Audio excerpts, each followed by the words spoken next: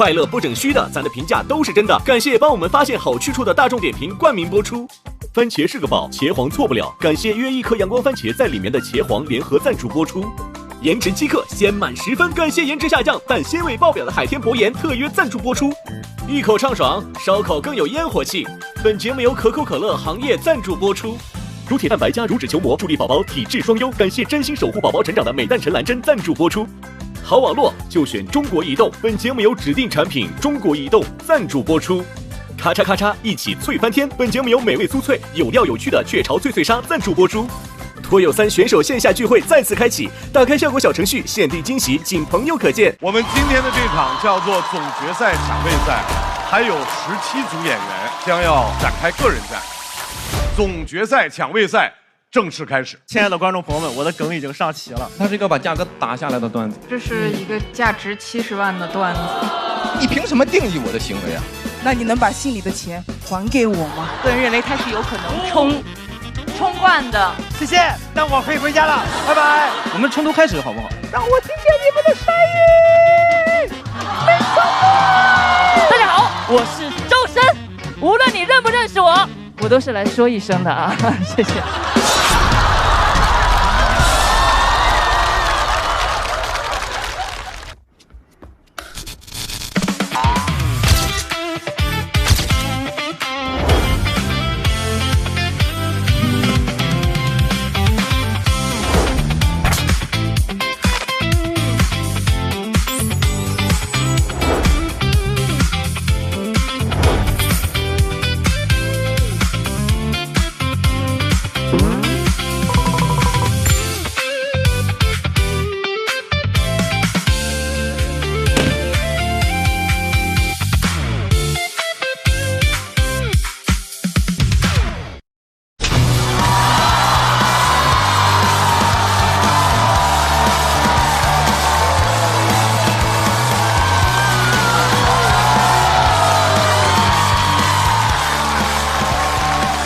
欢迎大家来到由腾讯视频出品、由大众点评冠名播出的《脱口秀和他的朋友们》第3季，欢迎各位。我们上一场叫双团之战，2个团来比，在结束之后，这支叫3季男孩的小队成为了今年的年度冠军团。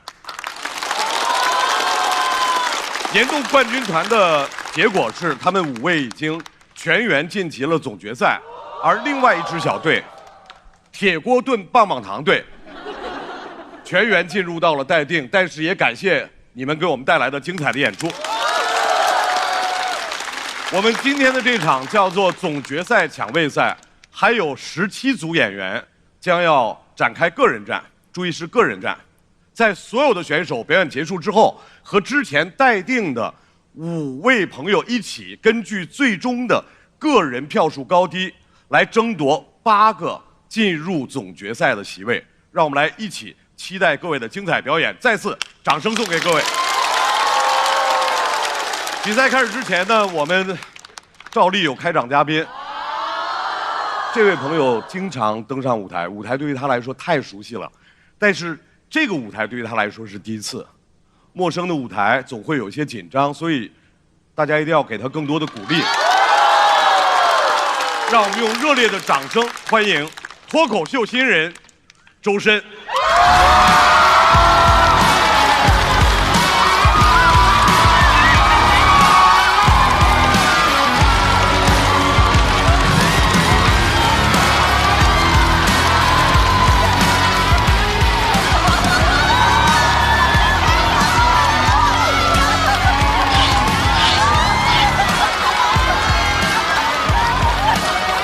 好，谢谢大家。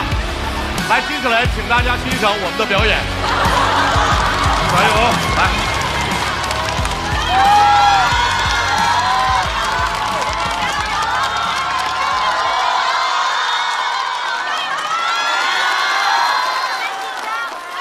大家好，我是周深。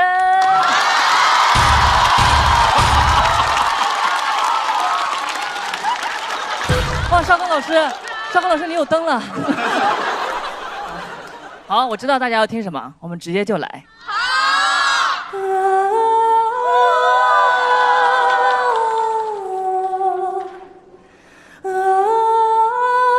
不会太长了一点？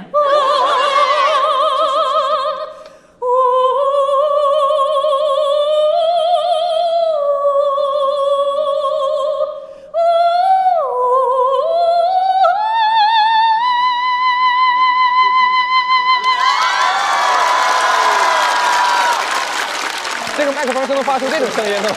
欢迎来到《我是歌手》。是的，这就是我在脱口秀学到的技巧，干拔。没办法，这个舞台实在是太豪华了，就感觉站在这里看到亲爱的观众朋友们，就想要唱歌。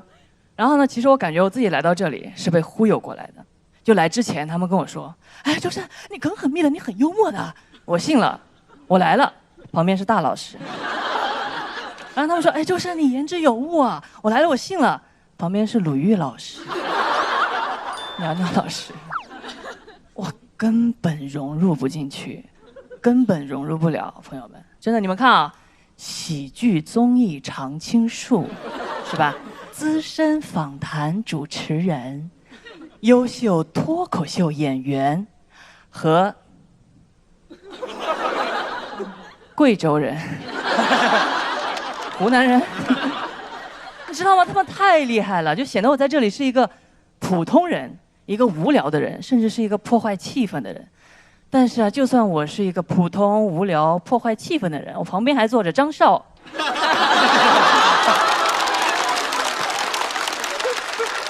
对不起，少刚老师，都是这一群脱口秀演员把我带坏了。但是我的心中就是感恩的心，感谢有你，爱你哦。所以，朋友们。真的千万不要别人说什么你就信什么。我就是因为信了那些夸奖，所以我来到了这里。而且我也刷到过一个弹幕他就说：“真受不了这个校友团的 ZS， 经常破坏气氛。不要缩写，不要代称，我可以接受得了的，你直接打出来。真受不了张少，我也受不了他。”感恩。好了，其实哎呀，我知道说的是我，哎，我没有经验嘛，对吧？其实呢，一直都挺想尝试跨界说脱口秀的。来了之后，我发现脱口秀这个圈子啊，还是太复杂了。就是第一赛段录完，留给我说的话题就已经不多了。我想想，我可以说一下歌手跨界的那些尴尬的事情。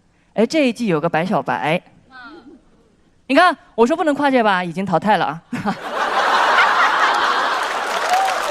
对吧？然后我在想，哎，我可以说一些就是个子非常娇小的一些糗事。结果这一季有个陈火腿，陈火腿，我真的忍你很久了，我真的不明白，你说你一个165的人，在我这个161的人的面前抱怨矮这件事情，你是怎么敢的？你真的不怕我站起来吗？我真的很讨厌你这个165的小巨人，真的是。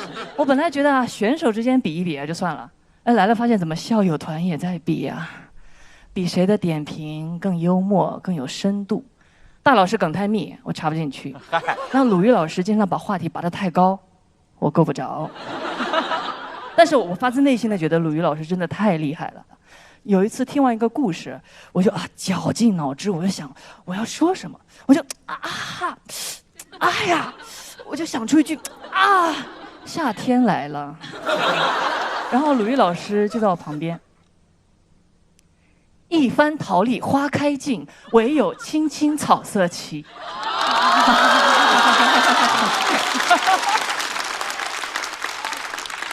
这个蛙是给鲁豫老师的是吧？笑纳，真的，我都听傻了。我在想我怎么回啊？我只能是我只能说，去哪儿都可以用大众点评打卡，可以打卡青青草色，也可以打卡桃李花开。没错，大众点评随时随地打卡。对，然后旁边的我们鸟鸟老师他就，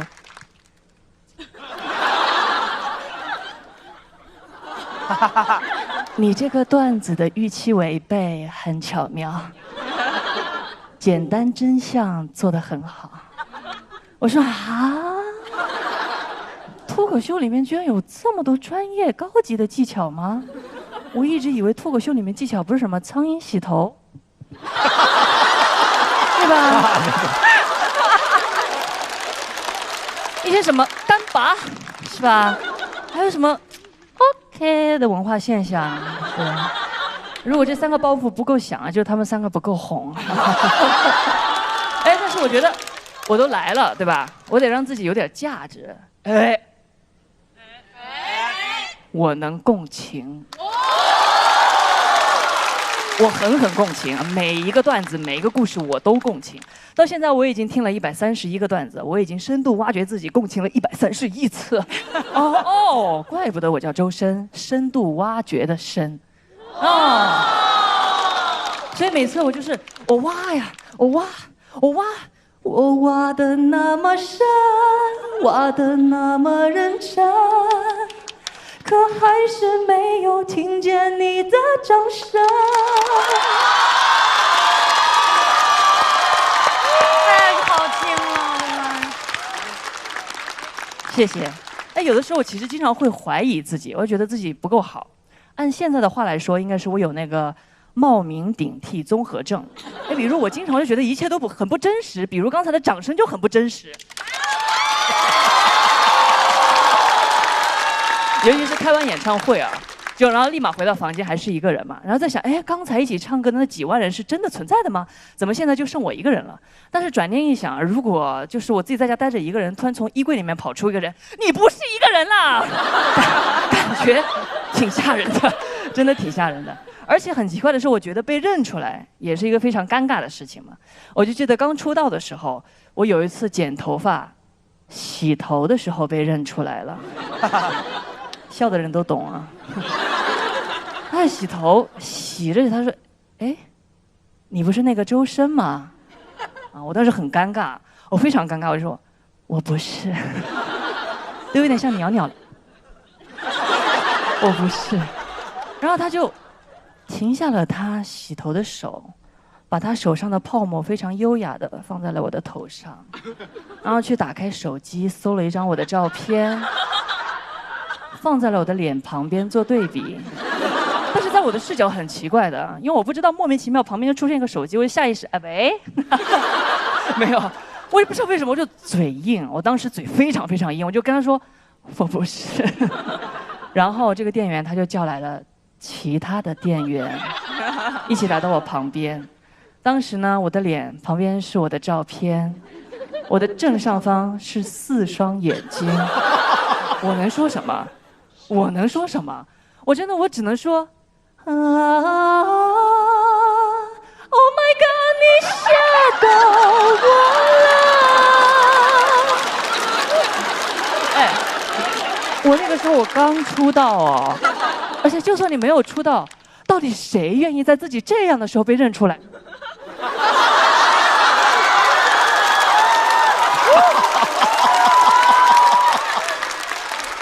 谁愿意，对不对？周深疯了，刘海直接减轻10岁，对不对？哎，真的太痛苦了，朋友们，太痛苦了。原来我发现哦，没有勇气承认自己会这么痛苦。那如果下一次有机会啊，我就一定直接大喊：“大家好，我是周深，我来洗头了。无论你认不认识我，我都是来说一声的啊，谢谢。”不过呢，我也明白了为什么我自己那么害怕被认出来是一件尴尬的事情。我觉得我害怕大家看到真实的我会失望，会觉得我跟大家想象当中的不一样，没有大家想象当中那么的高大，或者是笑什么？没有大家想象中那么高大威猛。所以我在我的专辑当中写了一首歌，歌词里这样写：如果我是我虚构的一场秀，如果我变回怪兽，谢幕之后，你是否爱我？怎么样？这歌词写的好不好？好。我是作曲。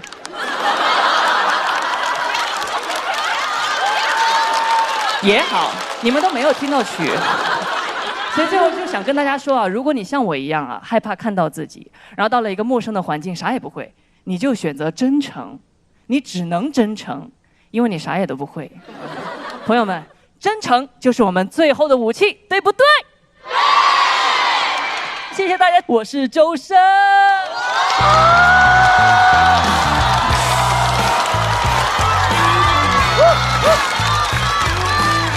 谢谢周深给我们带来和冯欣彤不一样的音乐脱口秀。另外一种音乐脱口秀，把你的这样把头发帘弄好吧。很棒啊！你最后一整段模仿曹国那段，非常棒啊！看你们看，看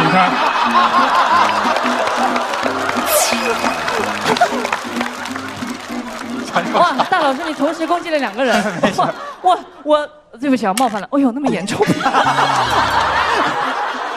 周老师，为什么让你在那块儿发表感言？啊，为什么？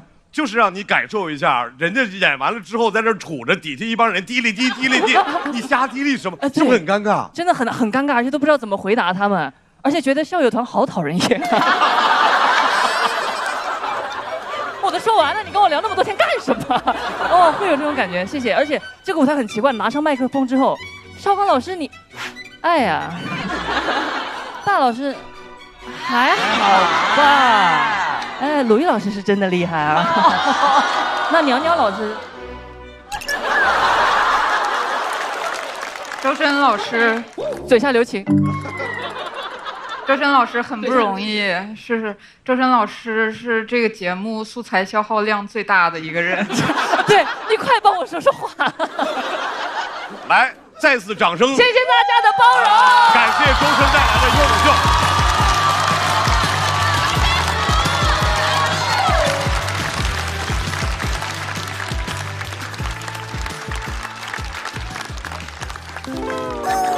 你拽人的劲儿真的很大，你知道吧？来，我们再次掌声送给我们校团的大张伟老师、周深老师、鲁豫老师、苗苗老师，欢迎各位。对不起，模仿了你，超棒。各位，再来说一下本场的规则。本场呢叫做总决赛的抢位赛，一共有17位演员将要进行表演，他们将和铁锅炖棒棒糖的5人进行票数的排名，票数最高的8位晋级到总决赛。也就是说，一共有22位选手来争夺8个晋级名额。校团的嘉宾面前每人1盏灯，一灯仍然是1票。这个赛段的满票我们仍然是205票，但是因为没有飞行嘉宾，所以多出来的1票仍然交给我们现场的各位朋友。我们的原则，大众的点评就是最好的点评。目前，铁锅炖棒棒糖的5位选手已经在抢位区就座了，让我们来看一下他们目前各自的票数情况。194、174、168、166和141，希望接下来的17组选手也能够给我们带来更加精彩的演出。同时呢，我们也看一下坐在对面的3G男孩，要不要派一个代表为将要参加比赛的朋友们表达什么呢？你来吧。啊，赵越是代表。这个环境真是非常影响人的，就是坐这儿光想说希望大家赛出风采，这是。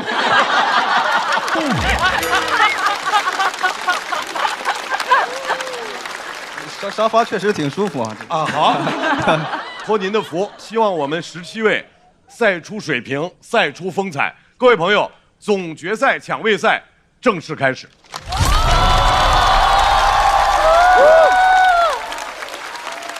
首先要上场的这位演员，还是那么一个小小的人儿带来的小小的事儿，掌声欢迎！开场不易的小五。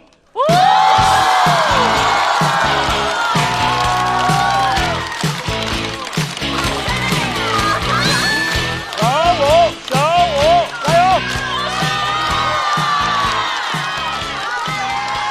谢谢。Hello， 大家好，我是小五。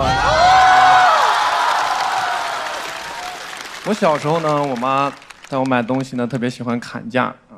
砍价呢，你得怎么能判断砍没砍到最底价呢？你不能听这个老板说了什么，对吧？啊，文字的欺骗性很强的，你要看他的语气还有神态来判断砍没砍到最低价。砍价的流程呢，其实很简单，对吧？卖家报一个价格，你报一个价格。卖家说我们这个都到最低价了，这个就没有到最低价。他太放松了，你知道吗？卖家报一个价格，你报一个价格，卖家说，这个就到最低价了啊。你要找那种你砍一刀啊，卖家想砍你一刀的感觉。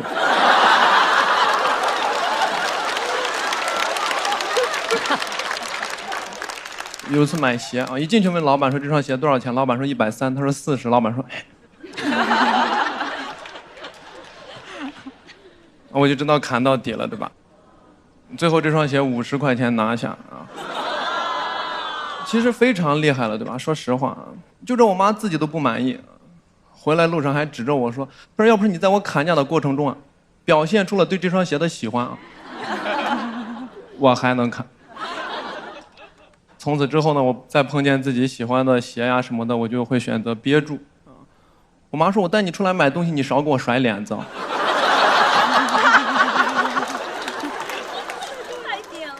再到后面也是啊，我想着就暗示一下她。也是有次买鞋，一进去试的第一双鞋就看上了，想要。老板在旁边，我又没办法直接说，啊，我就看着我妈我说，哎，她1秒钟就捕捉到我那个眼神了，看见她就回应我。整个过程没有任何的文字交流，然后他就开始和这个老板砍价，但这次不一样，这次他砍了半天他都没砍下来，他就开始指着那双鞋开始问我，他说：“哎，孩子，你喜不喜欢这双鞋？”我很聪明，我说我不喜欢，他说那就走，我说嗯，我说这刀是从我这儿开始砍。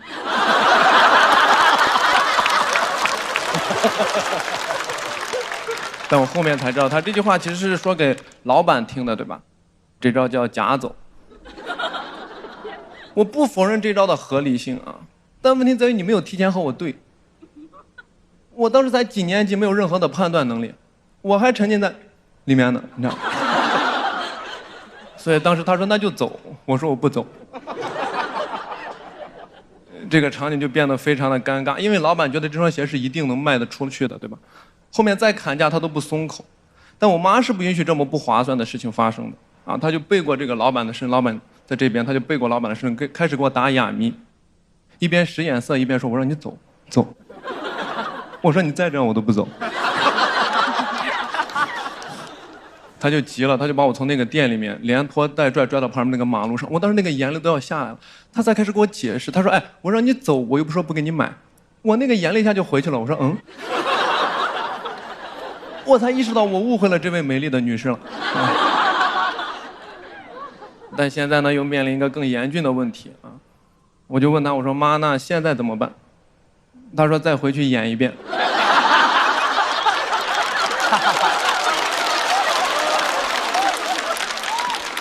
那第2遍肯定是不好演了，因为咱明眼人能看出来，咱不能把一个老板当成傻子2次。我到第2遍，我说实话，我都不想要了。但没有办法，因为一个人冲锋陷阵的时候啊，你要当缩头乌龟啊，他等会儿下来就要冲你。所以我就想着看着我妈是怎么做的。你们猜我妈是怎么做的？她假装前面那个事情没有发生过。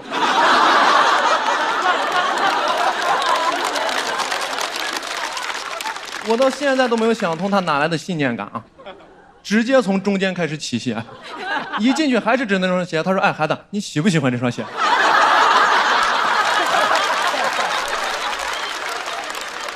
我说我不喜欢。他说那就走。我说那就走。哎，我们俩绕这么一大圈，就为了改这一句词儿啊。说完之后，我们俩也没招了，我们俩就这样看着老板。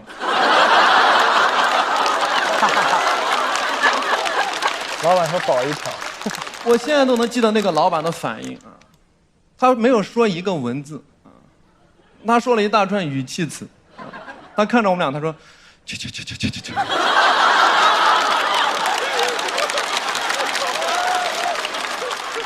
这句话在我看来是嫌弃，在我妈看来是胜利。最后这双鞋低价拿下，还是挺厉害的。我回来路上已经沉浸在新鞋的喜悦里面了，只有我妈在帮我复盘。她说：“儿子刚才演得不错，这下孩子是真的长大了。”朋友们，这个段子呢到这儿就讲完了，我也上不了什么价值，因为它是一个把价格打下来的段子。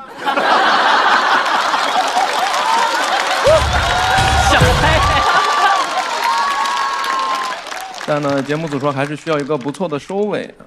我朋友就问我，他说你喜不喜欢这样子？我说我不喜欢。他说那就走。我说那就走，拜拜。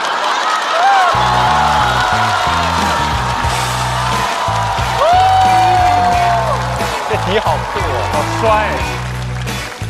来，手中的投票器，喜欢小五的表演，投出手中宝贵的一票。来，倒计时。再次掌声送给小五。哎，小五，你带亲友团了吗？你带亲友团了吗？没有啊。后面那个大哥不是你带来的人是吧？不是。大哥，你不是小五带来的人是吧？那是卖他鞋那个。大哥，你大声的喊一下，就是刚才你兴奋的都站起来，都激动的站起来的理由是？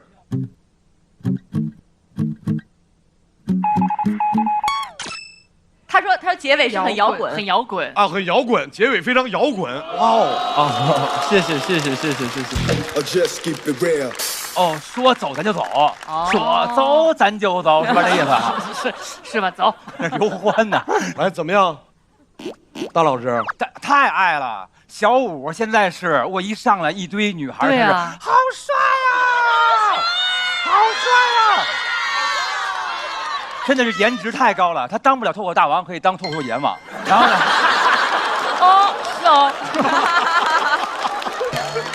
是哦。哦，他跟张俊阎王争霸赛啊。因为妈妈特别省钱这事儿，大家应该都特别有体会，有共情。我妈不是爱砍价，她觉得出去玩啊，只要这钱掏出兜了就丢了。他是这么个路的，而且他特怕出去玩，因为他以前去有就是确实被当地人骗过去啊，被啊，我有他那个跟他要玩的人给我讲的，他要去那个香格里拉啊，人家一下飞机不是送哈达表示那个欢迎吗？和祝福，人家要这么送他在那躲，一直这么躲，真的吗？小伙子一直给他套，他就一直这么躲，身体素质好好，套妈的汉子，然后呢？套妈的汉子，谢谢，我舒服了。我就知道要有烂梗，他这。但是小五确实，我觉得这回有希望能够参加总决赛。哇，好厉害！谢谢，第一次参加咱们节目。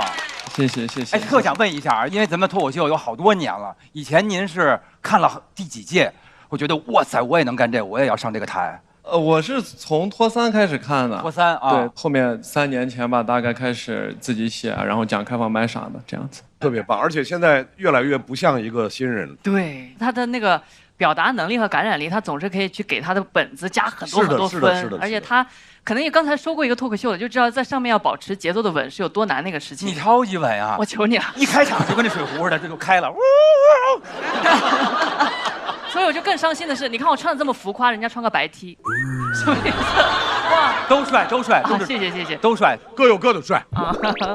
我觉得小五好像就是很有自己的美学追求，因为其实每个演员写段子都会有一个前提嘛，有的演员会选择把它点出来，比如你这个段子就是小孩子没有财产权的同时还很难理解大人的规则，但是你也不用点出来，你就纯用呈现来让观众体会你的这个感觉。还有你出梗也很少出文字梗，就是你只通过简洁的对话和表演节奏来带领观众，我觉得也很厉害。谢谢梁老师，谢谢。我觉得小五是一个特别好的一个例子，就你看到一个脱口秀新人需要几次演出，能够在舞台上完成他的一个特别神奇的蜕变，就是从一个新人到完全的立住。我觉得小五到这一轮就是完全立住了，而且他还是从一个特别小的一个切口进入，就是讲一个砍价。全程围绕着砍价，而且它包括那个底，我特别喜欢说这一轮到最后上不了价值，因为是把价格要打下来。对，它就跟之前是一脉相承。是。之前有一次他讲说我没有鞋底，因为我奢侈惯了。你会发现他就很笃定，他一直延续自己的风格，很为小武感到高兴。谢谢。棒棒哒！我们看这么摇滚的表演结束之后，小武，校团的4票都有了，必须的。现场观众给出来的票数是180以上，87、88、98。228，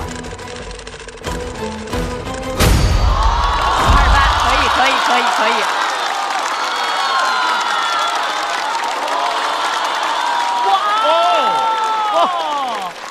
哇，大老师，我天哪！太准了！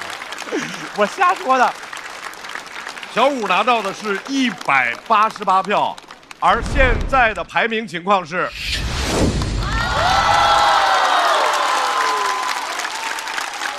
瑞，再次掌声送给小武，请小武回到抢位去。好难讲啊！我讲的有点来吧，我。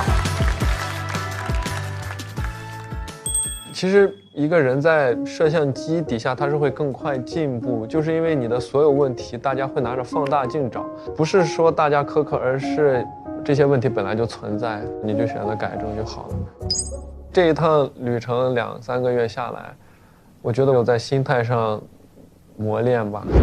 第一场就感觉哇，好新的棚，好新的人，看什么都挺紧张的。我是新人演员嘛，我其实很害怕这个舞台，所以后面我一直学习适应舞台，消除紧张情绪。咱俩再来站一下这个台，把这个紧张感给它放在彩排里面，也能更加从容的用现挂去接前面的场子。我感觉大家吃完第3鲜，我们3个在收盘。我们这个队要是输了的话，可能会面临解散，就解散吧。已经3个灯了，还没开始呢。之前会有现挂，然后我这次想着就不用挂，直接用自己的段子来和观众进行一个交流吧。小武，你想开场啊？我开吧。你开啊？我开吧。你想开啊 ？OK。小武，加油！我想吃一下这个比较难讲的一个位置，满意，我还挺满意的。比如说我平常会说大家好，我叫小武，然后呢，就进入，然后这次我说大家好，我叫小武，然后我就深吸了一口气。Hello， 大家好，我是小武。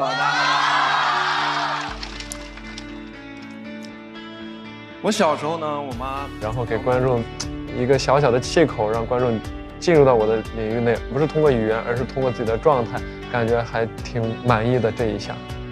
打败了面对大舞台的恐惧。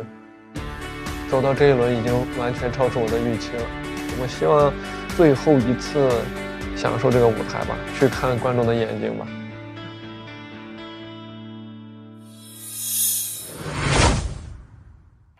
哦，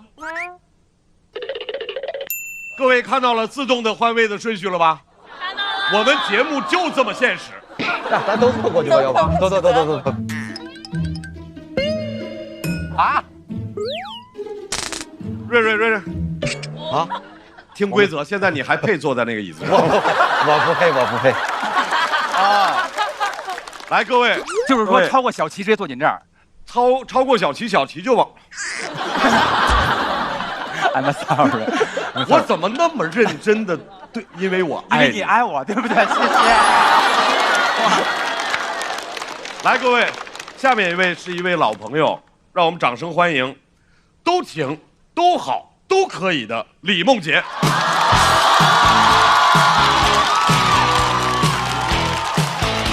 老李，梦洁。哎，大家好，我是李梦洁。加油啊！导演不让我给自己打气，说这样显得我很窝囊。我现实里是老实啊，我只是小时候比较窝囊，很怯懦，不敢跟老师提些需求。我记得我在上1年级的时候，有一次上课，全班同学都沉浸在知识的海洋里，就我想上厕所。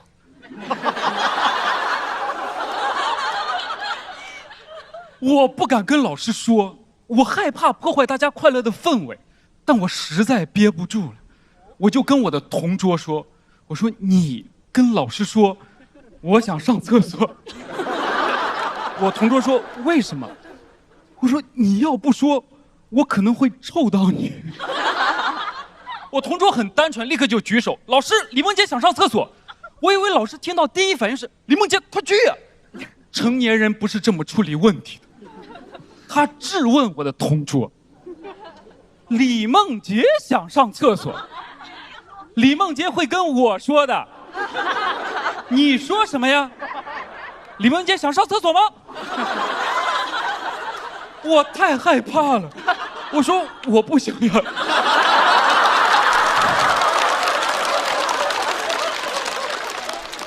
我为了让老师相信我，我还补了一句，我说从来没想过。我讲这个事情是因为我非常的愧疚跟后悔，我感觉我对不起我的同桌，他才1年级，他本该在成年之后才能接触到的尔虞我诈、背叛，1年级就体会到了。我讲完那句话，看了一下我同桌，我感觉他老了。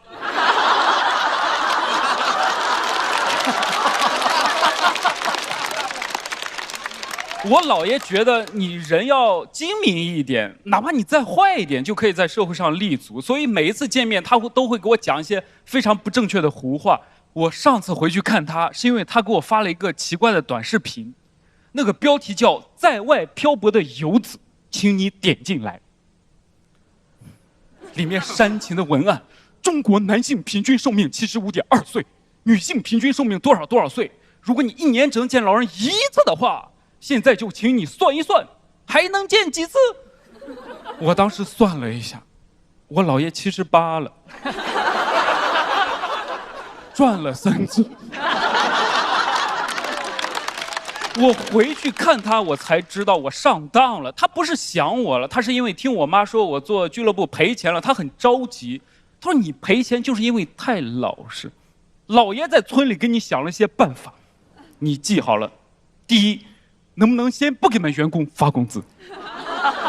你先不发，能怎么样啊？他们问你要钱，你说我没钱，你没钱怎么发钱呀？我不想吵架啊，我想的是人家员工们当然要钱了，人家员工们都是00后，人家老爷也都还活着呢，也要喝奶粉吃钙片。他说银行贷款也不要还，我说这不行，我说这钱是还给国家的，这肯定要还。他说你说的对，但是先不还。这么大的国家能差你那点钱？你钱都给我攒着，大不了以后混好了你再还给国家，国家不会跟你计较的。你听老爷的吧，老爷活不了多久了，都是为你好。这些话都不对，他是活不了多久了，他无所谓，我要听进去了，人就进去了。我说你这些都帮不到我，你要真想帮我的话，我把我的法人转给你。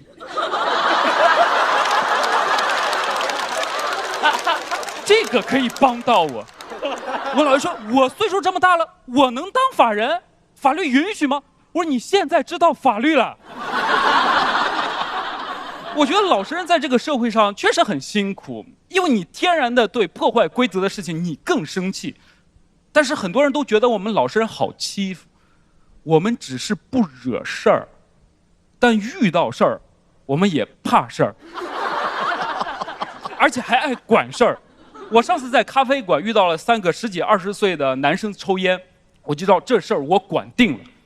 但老实人的前摇特别长，我会先给年轻人机会，他们抽烟我咳嗽，他们一抽烟我一直咳嗽，他们烟都快抽完了，不理我，旁边人都问我是不是甲流了，我就要上去交涉一下。我上去交涉前，我连说话的手势都准备好了，注意看。这个手势翻译过来就是“别打我”。你们觉得我很窝囊，对吗？沉默了。你们不了解我，我跟你们说，我35了，我不会跟任何人再打架了。我这个年纪再要被揍的话，身体很难恢复，心灵更是走不出来。我当时直接冲过去，我说：“您好，能不能不抽烟了？”讲完这句话，扭头就走，根本不在乎结果。结果不重要，因为什么样的结果我都处理不了。我要是很愤怒的我说公共场合不准抽烟，他要说我就抽，这我接不住啊。我说那我走，这才显得我窝囊，显得我一怒之下怒了一下。但我要转身离去，就很潇洒，留下一句请求，哪怕被拒绝，我也不会生气。因为求人办事有可能就是会被拒绝的。对呀，逻辑很对啊，对不对？这叫智慧。听懂了吧？行。结果他们真的不抽烟了，一直回头瞪我，想抽我。但是他们没有理由。因为我态度好，这就是最好的结果。没人抽烟，没人打我，赢麻了。我们老实人就是心酸的很自洽。我们干不过别人，我们还劝不了自己吗？今年比到这里，我已经很开心了。我就是想把我们作为老实人的一些智慧啊，分享给你们。遇到事儿别急，保护好自己。你别动起手来才发现自己是那个老实人。路见不平一声吼啊，但是吼完你就扭头走。这就是这么设计的。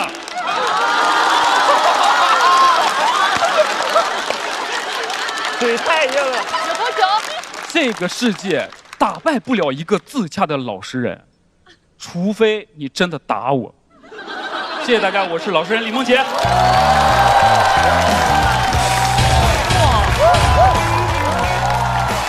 来，为李梦洁的表演投出手中宝贵的一票，决定李梦洁久不久。投票倒计时。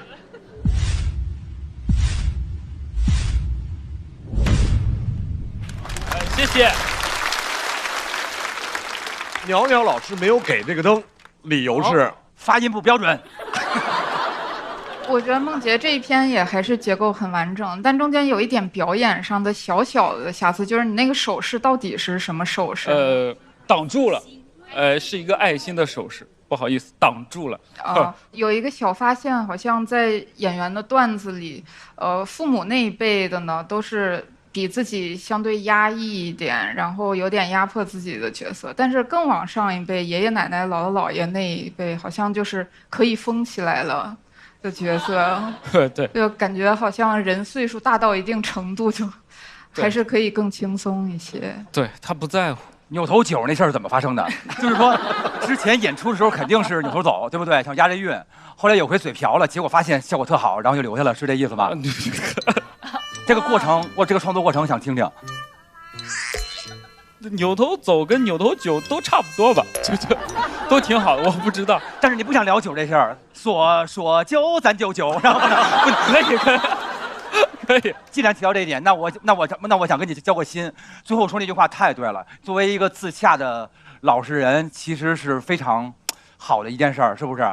自洽了。因为咱们脱口秀里老有好多人在说自个儿老实，然后比如说诚实，比如说实在，然后被人欺负什么类似这样的话题。然后李梦洁好像是唯一唯二说我就是这样一个人，然后我承认我自洽我这样的生活。然后这一点是非常棒的，因为我觉得好多就人网上那个不是老说什么看过多少话，学过多少书，然后什么就是无法过好什么这一生，是吧？我觉得听过多少话，看过多少书，不是要过好这一生，是要接受这一生，因为你接受你是这样一个人，变得更自洽了，就没有什么可以打败你。我觉得李梦洁这个点上是我非常喜欢，是的，是的，棒棒的，是的，是的，是的，谢谢大老师。我一直很喜欢梦洁的表演，因为她一直在舞台上就演一个老实人。这个老实人是有时候是犹豫的、胆小的，但很多时候又是有态度，甚至是愤怒的。她这个人物形象呈现得非常的饱满，越来越饱满。但这有一个悖论，就是因为这个样的人物是需要不自洽、不自信的，所以舞台形象需要不自洽、不自信，但是演员李梦洁需要永远自洽跟自信。所以你刚刚那个，比如手势没有特别完整的呈现出来，因为你认为我们接不住你，其实我们能接住你。OK， 是我的问题。这种小的地方是我觉得有一些遗憾，但是对瑕不掩瑜。很可惜，不好意思。没有，我觉得还是很好。OK， 哎，梦洁比到现在的状态是不是已经放松了？对，我放松多了。我觉得都行，都好，都可以。我真的觉得走到这里非常开心，真的非常开心。然后能跟这么多演员在一起也很开心。我相信很多朋友都希望梦洁走得更远。目前笑笑团给出来的是3灯，我们看一下现场观众给出来的最终票数是。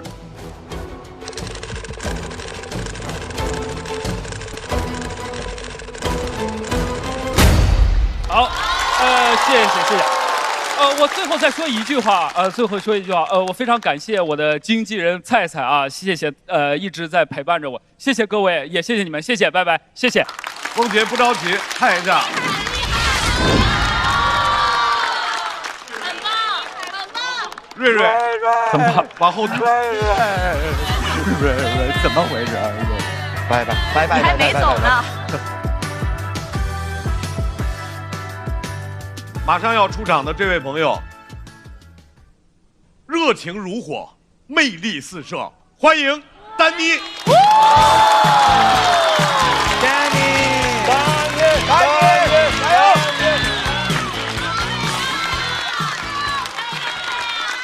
嘿，大家好，我是丹妮，我是一个音乐剧演员。别看我声音现在非常的沙哑，我年轻的时候啊，也是百灵鸟。初中的时候，我经历了变声期之后呢，我就变成这种粗糙的声音，破锣嗓子。这个声音给我带来很多困扰，总是有人误会我，老来问我：“走，丹妮，抽烟？”我说：“不抽，不抽，戒了。”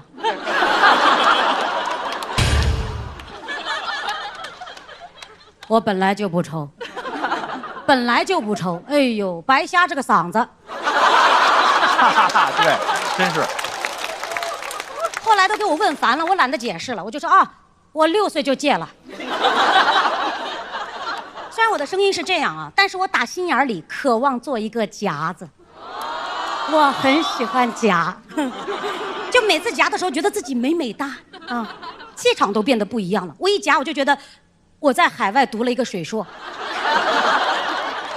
同样是一句话，夹子听着就更漂亮。老板，来8个包子，你就觉得这人特能吃。老板，来8个包子。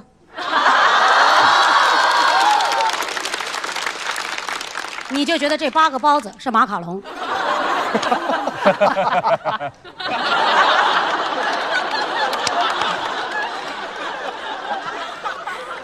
但是我身边的朋友都不喜欢我夹，所以我经常要忍着憋着，有的时候我真是憋不住了，就会出现一种情况，夹着夹着就粗糙了回去。有一次我们去逛宠物店，啊，这个小狗好可爱呀！这个小狗多少钱啊？3万8。3万8。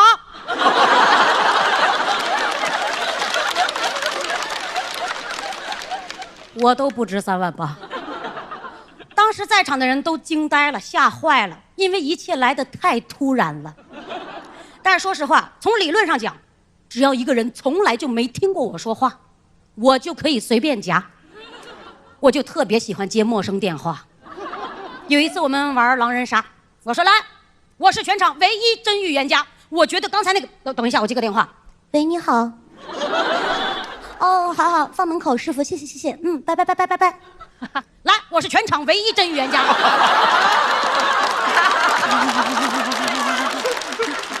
狼人指着我说：“你再这样试试看。”为什么？为什么不能接受我夹呢？他们说夹字音听上去不真诚，夹字音不真诚，什么音真诚？我会很多音。我是真的爱你，我是真的爱你，我是真的爱你，我是真的爱你。你告诉我哪个是真诚的我？说实话，我就是人格分裂了。我就这样，你不会听见说，哎，哪个是夹子，你就会觉得丹尼应该有他的难处。我就是一个这样的人，我情绪表达非常的充沛，我一激动我就会讲，人都会有这种时刻吧。张飞就是活错了年代，他但凡见过西高地，他也得夹。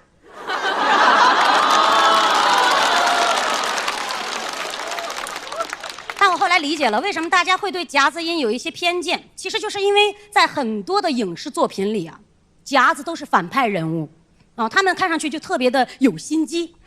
皇上，臣妾冤枉，你就知道他不冤枉。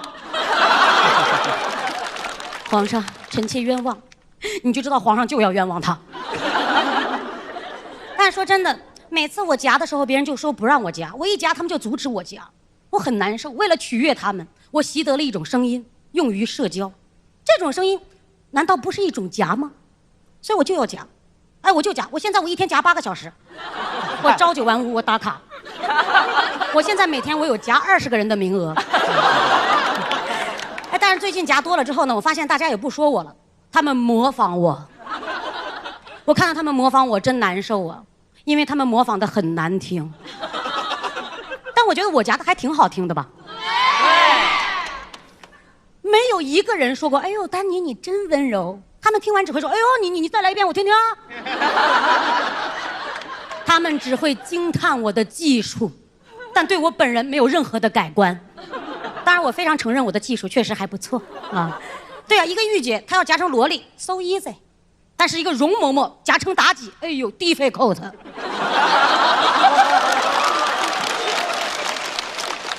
当然我不是不喜欢我现在这个音色，我也很喜欢。我这个音色呢，在国外就非常的吃香，他们都叫我石家庄阿黛尔。时代啊！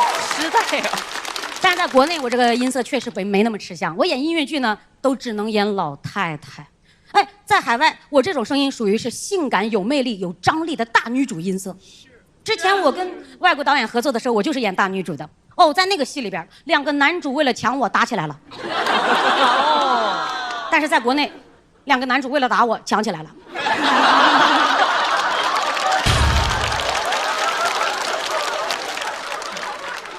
其实我觉得什么音色都应该接受自己啊，声音其实就跟化妆穿搭是一样的，夹就是我声音的 OOTD。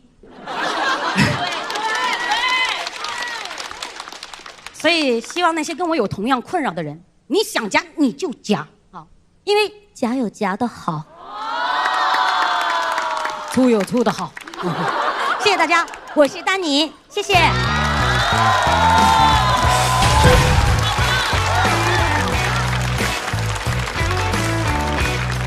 来投票倒计时，再次掌声送给丹妮，谢谢。丹妮，我们是爱他呀，对不对？喜欢说话那劲儿，然后我们就特别喜欢。但是说到夹子音，周深，对不起了，我要 Q 你了。周深不是夹子音啊，是天籁之声啊，百灵鸟。但是周深要是夹起来，那是真夹呀。啊，你是说夹子音是什么意思啊？啊，你听听。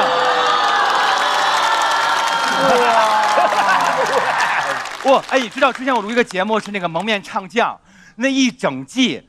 周深打扮的是一个那个卡通的娃娃女生形象，一整季我都没猜出是周深来啊。然后到最后是不是你摘那年纪我们才知道是你，吓坏了。一整集我们都知道，感觉是一个唱歌特别好的女生，说话那么好听。谢谢。我对这个话题很有共鸣，但我们是反的，因为你是要把声音夹细一点点嘛。当我感我怎么形容？我要把声音杵低一点点，杵子音吗？是这样。因为我每次打电话，就包括现在接外卖，都没有叫过我男士的。就我也不知道为什么，就在那好的，外面给你放门口楼女士，我说。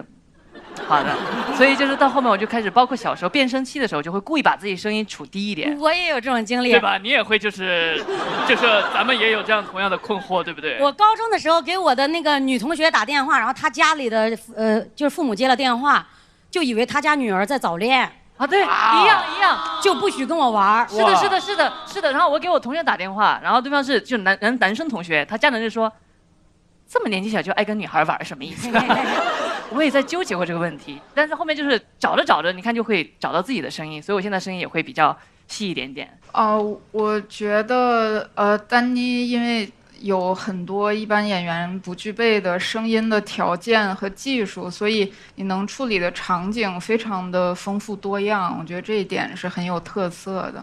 但我吹毛求疵一下，我觉得这个稿子里好像看上去有2个前提一样，就是不太明白，就是你到底是为自己的嗓音太粗而感到不开心，还是说更粗的声音和更细的声音哪个是你更自然的状态？然后你不接受的点到底在哪里？还是这种双重标准本身是一种束缚？我觉得还可以表述得更清楚一些。对，我要接受我自己的声音，因为我发现别人一让我不要夹的时候，我就不夹了。我也不知道我为什么本能的就好像觉得，他的要求是正常的要求，但其实我自己想出什么声音，我也觉得是一个正常的诉求。丹妮作为真实的丹妮，在脱口秀的舞台上一直在给我们带来一次又一次亮眼的表现。再次掌声送给丹妮，谢谢谢谢大家，谢谢。来看一下丹妮获得的票数是。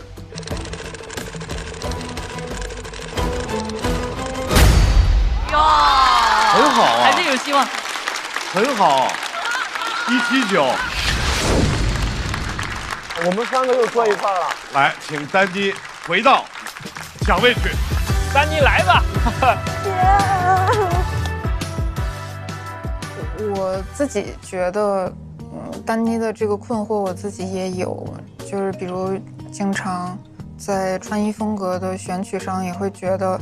如果过于女性化，别人会不会看轻我呢？就是会不会得不到更尊重的对待呢？但如果穿得很中性，会不会又是不够接受自己的身份呢？所以我觉得总有这样一种双重标准的束缚，让我们在一些很小的事情上也会感到矛盾。我觉得从这个层面上，丹妮说的话题我是非常共鸣的。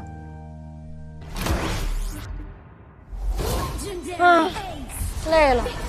以前几十页的台词我都能背下来，如今我背稿都费劲，真想换个脑子。脑子呀，还是新的比较好用。现在都是我闺女给我读睡前故事。啊，你下了节目还要跟娃对线，真佩服你。和娃对线不可怕，可怕的是没有金牌辅助。金牌辅助就是美赞臣蓝针啊，它含超30倍乳铁蛋白，给孩子实实在在的保护力。我女儿长得贼结实，蓝针还含有模拟原肉成分的乳脂球膜，它小脑瓜转得也快，就像写段子，被接住了才是好包袱，10分以上才是好奶粉。选好金牌辅助，少走10年弯路啊！这才是真正的躺赢。下面这位演员很有特点，看到他你就有要拿起手机给家里面打电话的冲动。掌声欢迎海波。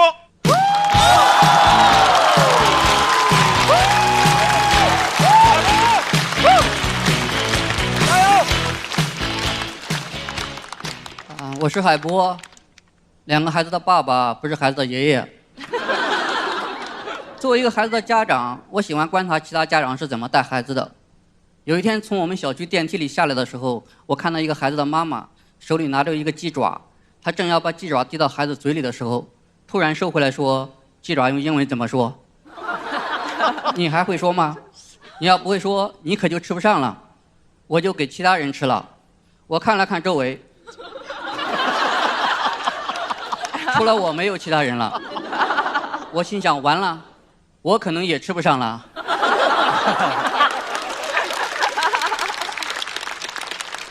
为什么要用这样的方式教孩子？同理心，你想一下，外卖小哥正要把红烧肉递到你手里的时候，红烧肉用英文怎么说？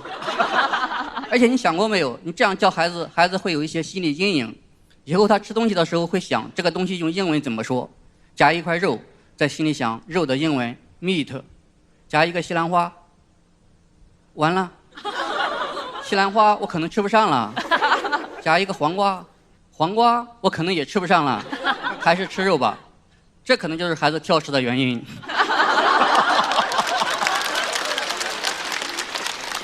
而且我也理解不了学校一些做法。现在考试不告诉你考多少分了，只告诉你扣多少分。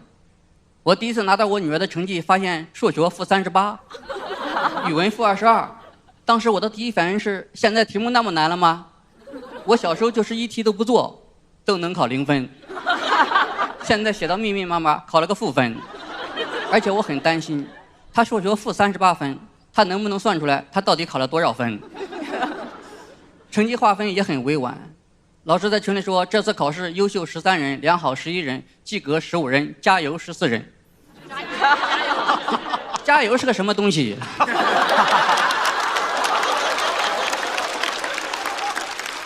加油代表不及格吗？加油本来可以鼓励所有人，你现在用加油代表不及格，我以后怎么用加油来鼓励别人？我女儿跟我说：“爸爸，明天就要考试了，加油啊！”而且优秀还不是最好的，优秀上面还有优秀星、2星、3星，所以我知道加油一定不是最差的，加油后面一定有加不上油、漏油。老师每天都在群里面想方设法的去表扬那些孩子，最夸张的一次他这样表扬，他说表扬以下小朋友第1题全对，表扬以下小朋友第2题全对，一直表扬到第10题，还是有不争气的小朋友，老师急得不行了，他说表扬其他没有表扬到的小朋友。只要老师一表扬小朋友，所有的家长都会跟着夸，我每次都夸。老师只要一表扬李小涵，我就会说李小涵真棒，大拇指。老师辛苦了，玫瑰花。你在群里表扬孩子有什么用？孩子都不在那个群里。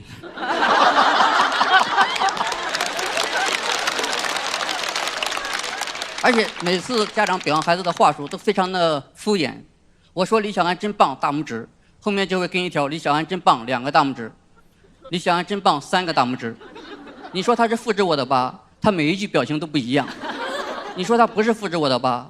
我故意把李小涵真棒打成李小涵真捧。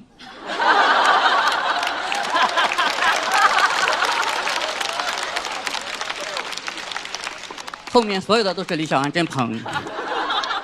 但是你不夸又不行，你不夸就会显得你不合群。那个被夸的家长可能在想，我看看这次谁不夸我孩子，下次我也不夸他孩子。我只有一次没来得及夸李小涵，到现在我都觉得欠人家孩子一个大拇指，欠老师一朵玫瑰花。我知道老师这样做的目的，他是想树立一些榜样给大家看，但是榜样这个东西真的有用吗？这么说吧，你每天上班之后，公司里面都给你看一下薪资排名前3的薪资水平，看完之后，我不相信你想的是这几天我也要好好干，过几天我就能赶上他了。你想的应该是老子还干个毛线啊！我就是干一辈子我也赶不上他了。现在我女儿已经有这样的心态了。我说你能不能努力，都考个优秀？她说我不能。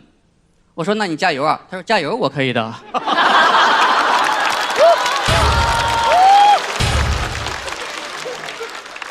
而且老师在表扬孩子的时候会直接点名字，但是批评小朋友的时候就不说名字了。李小涵作业认真，赵子浩作业全对，15号没带作业。没带作业你就不知道他的名字了吗？他到底是没带作业还是没带名字？我知道老师这样做的目的，他是不想暴露那些孩子，但其实恰恰相反。如果你告诉我名字，我看一下不是我的孩子，我就不管了。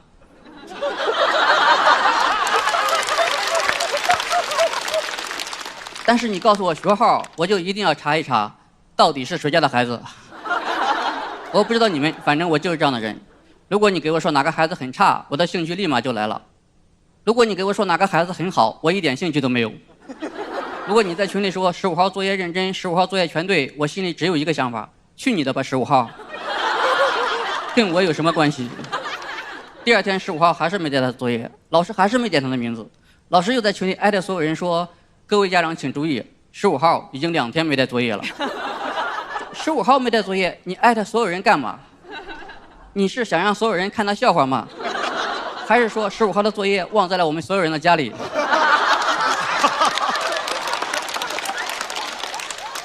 第3天15号还是没带作业，老师又在群里艾特所有人说，在我们班有一个人已经3天没带作业了，我都不知道该说什么了。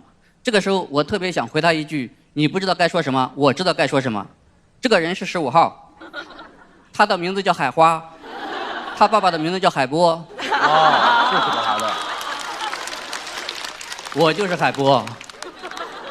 当天晚上，我和我女儿一起找到了那个忘带的作业，作业的内容是我要学会理解和放下，她要学会语文、英语、历史、地理、政治和说理化。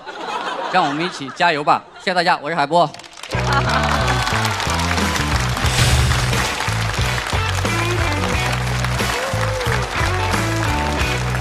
来，为海波的表演投出手中宝贵的一票。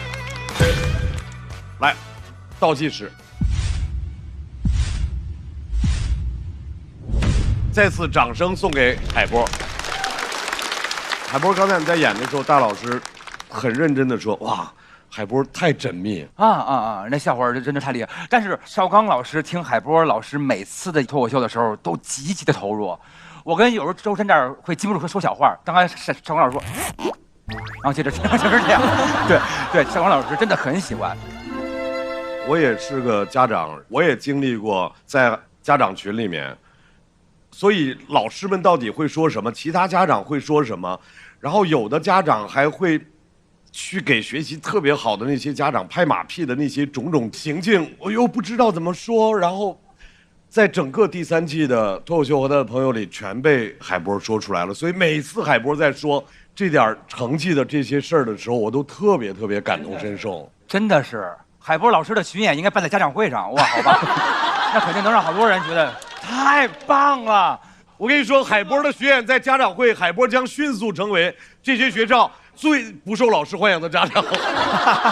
我犹豫了一下，是因为感觉现场的笑声没有非常的爆炸，但是我又能感觉到观众的鼓掌次数很多，所以是非常有共鸣的。而且您对素材的挖掘也非常细致，而且我觉得您会是今年视频号传播的最大赢家。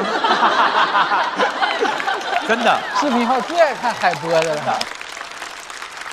家族群里最红的男人。对，之前已经占领了家族群，现在要占领家长群了。哎，是条路啊！对。我觉得海波这一段很神奇的，就是因为他这段内容是我完全无法了解的。因为现在的学习的环境跟我当年上学是完全不同的。他讲的老师、什么学生、家长群这些我完全不知道，但是我居然能够听懂，因此能够产生共情。对，那这是因为第一是海波他的讲述能力非常的强。它里面其实是把一个非常复杂的体系讲明白了，再有就是海波他很淡定，是他相信他能够在短短的几分钟之内能够把这一切讲清楚。再有就是他其实讲的是一个教育和人性，所以我再不了解，但是我还是知道教育的，我知道人性，所以你居然能够跨越所有的障碍，莫名的产生共情，所以我还是拍了灯，我觉得海波是厉害的。非常的厉害。海波老师要给您一朵玫瑰花。你看又聊死了吧？和海波老师的任何聊天，只要是渴望回答，没事儿，我表达我的爱，别人不接受无所谓，但是我爱你啊，这是喜欢你啊。海波给了你一个手势 ，OK 啦，谢谢。这个也是在家长群里经常出的手势。OK， 这个代表什么 ？OK， 收到。海波老师真捧。谢谢。来，我们看一看非常捧的海波。最后得到的票数是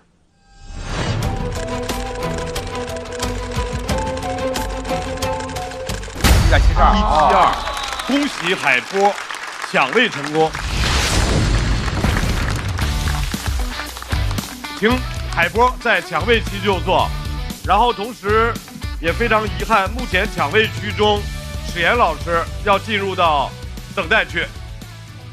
海花，这是我老婆的名字。为什么会用这个海花的名字带在这个稿子里呢？因为就是创作你不能太写实，待会儿我又想让就是我家里的人都在这个里面，这里面其实有我女儿的名字，也有海花的名字，包括15号其实是我家老二的，他生日是15号，其实我把全家人都写在这里面。这个人是15号，他的名字叫海花，他爸爸的名字叫海波。其实以前我就是回家晚或者什么的，我家老二，他都会问我，就是爸爸干什么去了，什么时候来。现在他不问了，然后我老婆问了，她说你怎么不问爸爸干什么去了？他说他肯定去演出了，爸爸现在是大明星啊。我觉得能打拼出就是一个爸爸能够打拼到孩子认为你是大明星了，我说那就是真正的大明星。就是谁不想活成孩子心中的英雄或者明星呢？好，各位，现在的奖位区，海波是172，瑞瑞是174。瑞瑞现在第几个呀？瑞瑞现在是，你就数1、2、3、4、5，第5个啊，没啊，快了。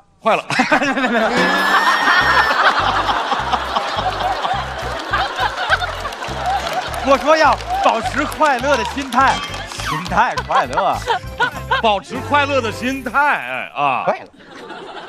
来，马上这位朋友也是鼎鼎有名的朋友，来自加油，同中拉布什柴尔德家族，掌声欢迎 TZ。OK 啊，谢谢大家 OK 啊。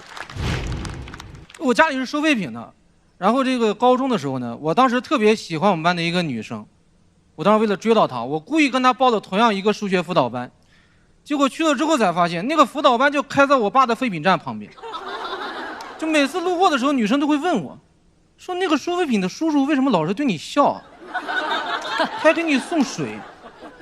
我现在想起来，我觉得我当时真的特别勇敢，我直接跟他说实话了。我说是这样的，就是我妈认识他。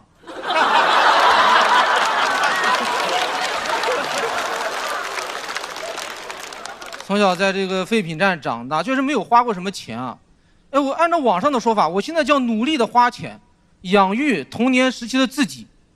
也就我特别相信这句话，导致我现在经济压力特别大。因为现在一方面我要赚钱养活一个现在的自己，我还要赚钱养活一个小时候的自己，我还要给自己交社保养活一个老年的自己。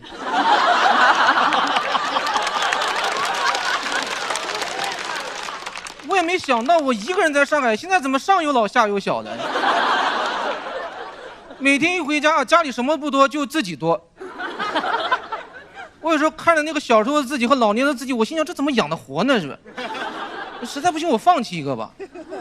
我放弃了，我现在都不想交社保了。我爸还老打电话让我给家里打钱，我说打什么钱？我现在一大家都要养。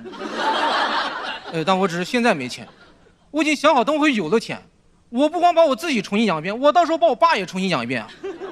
但不是说接到上海来养一遍啊，那个放到老家养一遍。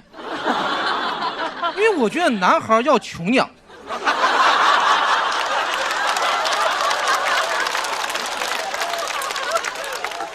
其实养自己很难，我觉得我连狗都养不起，因为我老刷到那种博主，他一个月花4、5千块钱给他的狗狗买玩具，他说一定要给你家狗狗都买玩具，因为不能等以后你家狗狗上了天堂，别人家狗狗都在那讨论玩过什么玩具，你家狗狗只能在旁边听着。我听完感觉也不能什么狗都上天堂，你知道吗？就是你家狗玩了太多玩具，我家狗在天堂上才会自卑的。而且这个人是不是把狗想得太虚荣了？这是狗，又不是《小时代》。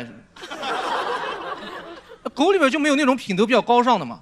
到时候别人家狗过来炫耀说：“哎，我玩过什么什么玩具。”我家狗当场站出来说：“哎，以中有足乐者，不知口体之凤不若人也。”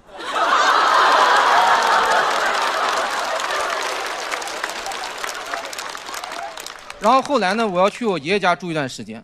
我当时就特别想买一台 Switch 游戏机，但我没有钱，我只能给我爸打电话，我说那个爸，能不能给我5000块钱？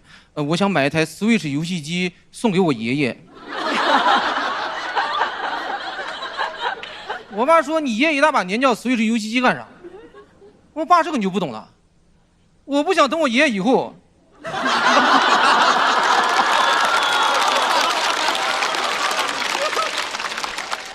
上了天堂。只能眼睁睁看着别人的爷爷在天堂上玩任天堂。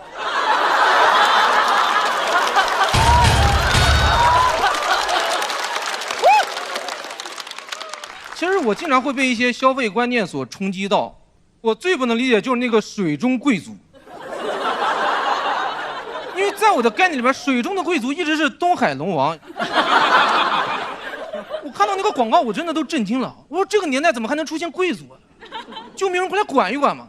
就没有那种什么水中农夫过来管一管吗？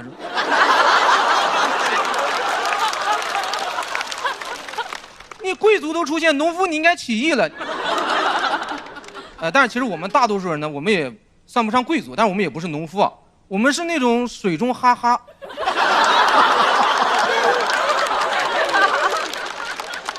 水中哈哈是最惨的，就是你要像农夫一样辛苦，但是你要假装像贵族一样松弛，具有这个摇摆性啊、中立性。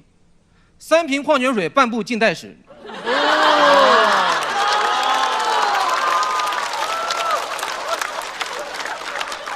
但是大家放心哈，无论是这个贵族还是农夫，在我们家废品站，我爸一脚下去都是1毛钱一个。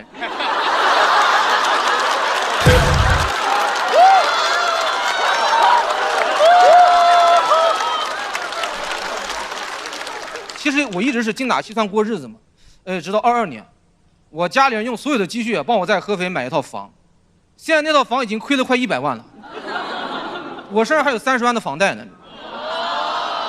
就是在这样一个很多人都已经赚到钱的时代，我把我这辈子的钱都亏完了，我有这个心态真的平衡不了。我说能不能干脆所有的人都别赚到钱，我们大家一起把钱交回去，我们从头开始好不好？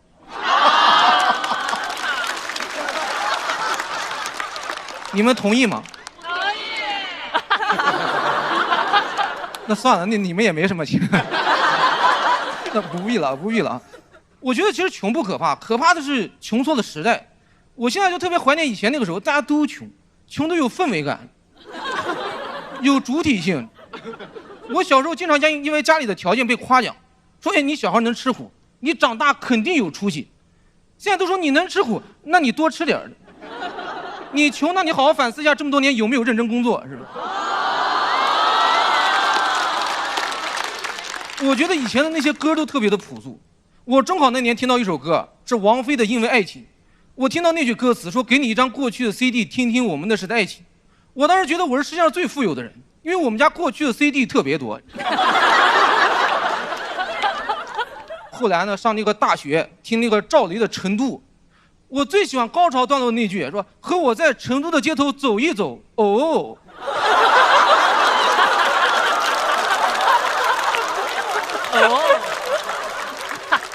我当时觉得快乐也太简单了，你1毛钱都不用花，你只要在成都的街头只要走一走，你直接哦了。我现在怎么没有当时那个心态呢？亏100万哦！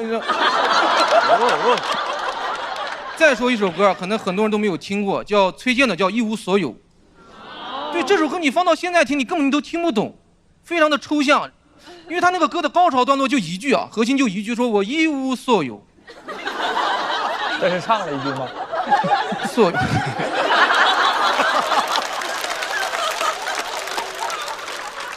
然后他就一直重复了，但这不是最厉害的，最厉害的他重复好多遍说自己一无所有，最后突然来一句说你何时跟我走？你都不知道他在干什么，感觉他特别的骄傲。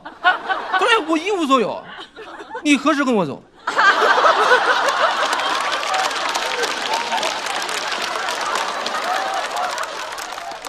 那我只能回答他哦。就你感觉以前的人，他对穷就有一种滤镜，就越穷就越帅，穷就是性张力。以前的人他都不是穷的叮当响，人家都是穷的斯科斯科的。1986年啊，崔健第一次唱这首《一无所有》，现在也是40年过去了。我有时候就在想，如果不能让穷彻底消失的话，能不能让穷再次骄傲呢？我亏了100万啊，我觉得我想通了，就是为了写出来这个段子，我要到处讲，我要让穷人再次伟大 ，make poor people great again。谢谢大家，我是 T Z。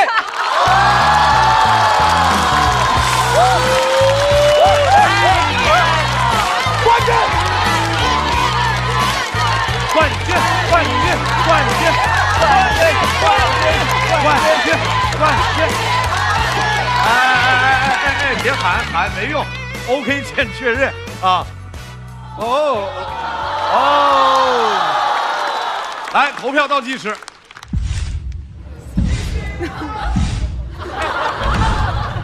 那边又摇滚了 ，rock！大哥，你今天是最摇滚的观众，很少有脱口秀听到最后的时候有嘶吼的观众，很少啊！太棒了，太棒了，太棒了！来，再次掌声送给 TZ。从 TZ 说，很多人都是在重新的养活小时候的自己。大老师就已经兴奋的不行了，深刻到炸！我就觉得哇，太深刻了。那一瞬间，咱们先不聊这深刻的啊，先聊点肤浅的。那个一无所有那个，我之前清明节上坟的时候，旁边小店放过这个，你何时跟我走？我说啊，太吓人了。但因为那时候大街上满处的人都在放，到处都在放，都在放，然后什么都在放，那个确实是真的。但是就是说，哎，你从哪儿听的崔健呀？就是您今年多大呀？我98年的。啊，那崔健是短视频里头听见的，还是？是以前我爸收的那个 CD 里面，老 CD 里头。他们有很多过去的 CD。我崩溃到，就是之前我跟人聊天，年轻的朋友，我说崔健特喜欢，我就问什么，他说崔健是谁？因为以前搞摇滚乐还有那种文化的人，确实，你知道我以前非常被看不起的原因，就是在于我出专辑了，我是商业艺人啊。因为以前厉害就是在于我不能挣钱，那种态度。对，我们玩地下的，挣钱是脏的，然后你就不尊重艺术了，就是那种感觉。对，哦，是这样的。然后反正就是那阵儿，就是大家就是穷不怕，但是怎么说呢？我们 TZ 啊，真是太棒了！哎，你平时有这么厉害的思考啊？就是你平时会都怎么想？就是我觉得就是先从自己的真实的感受出发，因为我们每个人，我觉得最宝贵的就是我们的感觉。其实我觉得有些讲道理的东西。道理它是会骗人的，但是你的感觉是不会的。道理太抽象，你开心就是开心，不开心就是不开心。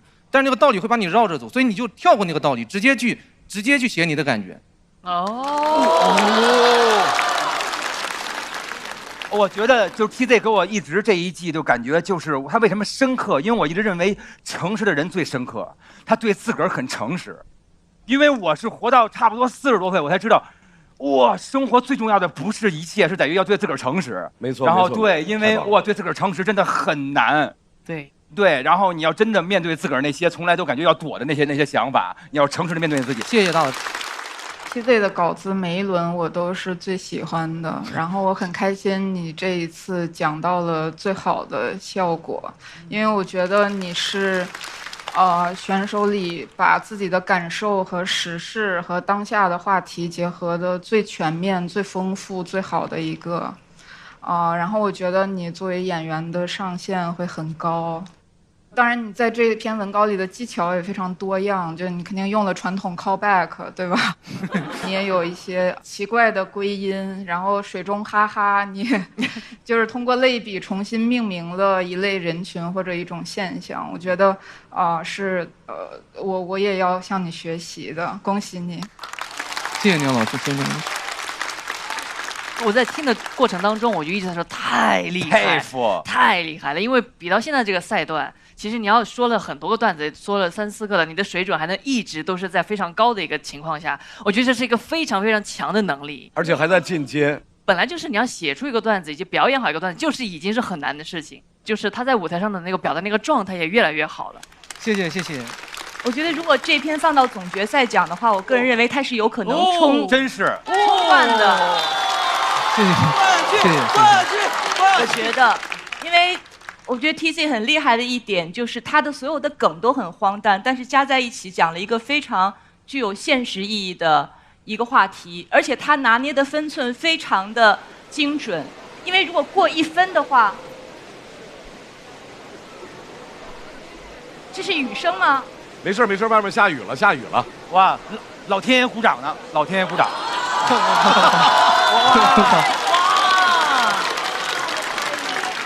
因为这一篇其实它能够戳中当下很多人内心的那种感受，对于公平，对于财富的分配，它会有很多的疑问和情绪在背后。那 TZ 内心的情绪其实非常充沛，但他此刻以最大的克制和善良，把自己的情绪其实很好的拿捏住，情绪又够，但又没有太过。如果太过的话，可能变成一篇檄文或者宣言，但是它恰恰好的话，就是一篇非常棒的、有冲冠品质的脱口秀的文本，非常好。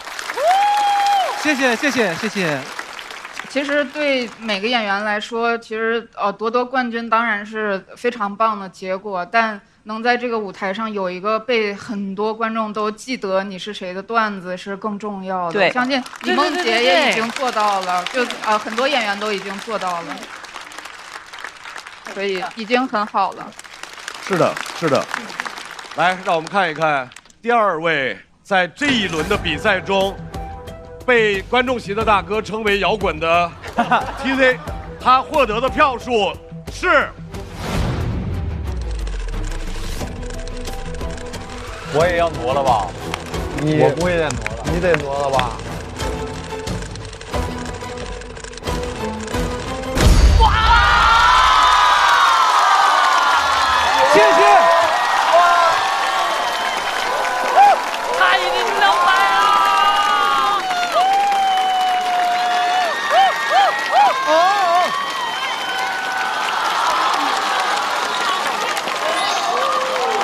撒花。撒花，看一下排名。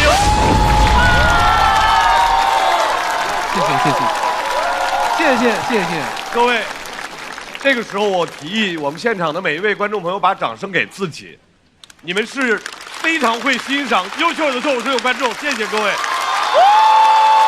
谢谢你们。来，恭喜 TZ 进入到小齐之前的排位。龚欣彤同学现在要进入到等待区了。出分的时候，你当时的那个反应还挺毫不掩饰的开心。我太应该开心，我觉得我没有道理不开心，因为我很难再有这样的机会去开心了呀。我巴不得这出分能让我一直在那开心，让我多开心一会儿。我要是灭霸，我就当时就打个响指，让那个时间暂停，然后让我一直在那看那个分，我就多开心一会儿，或者让观众就等我，然后在这绕场跑个2圈。这时候不开心，我还啥时候开心啊？给我爸打个电话吧，对，跟他说一声。那你现在给他打电话开心啊？真打？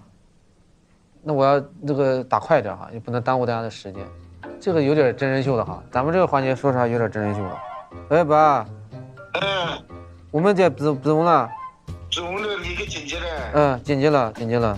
哎，叔叔，你有啥想对他说的，或者想对我们观众说的吗？我只想着再好好表现嘛。怎么讲也是误打误撞走到这个路，这个不是我们的错的。脱口秀我们是不很支持的。好，你把这个好好搞啊。好的，好，拜拜。好，再见。你好像说过，其实你特别害怕背上父母的期待。我现在非常开心背上父母的期待，你就狠狠期待我吧，我做到了啊，我和解了，就得背上期待。做爸爸的好儿子就这样。他本人就是很淡定的，有点蔫蔫的、闷闷的，但是他讲的是一个最能够切中当下所有人内心深处那个特别脆弱的、敏感的那个点，对于改变自己人生的渴望，就这一切关乎到每一个人。我觉得是一篇最好的以脱口秀的形式来讲述当下人们生活的一篇。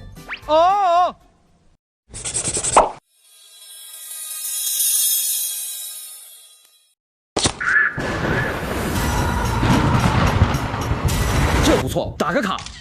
今天的妆真出片啊！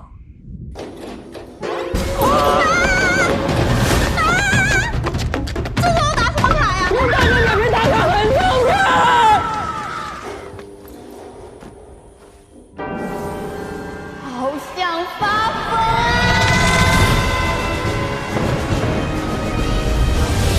等等，我再打个卡。上大众点评打卡，随时留下生活足迹。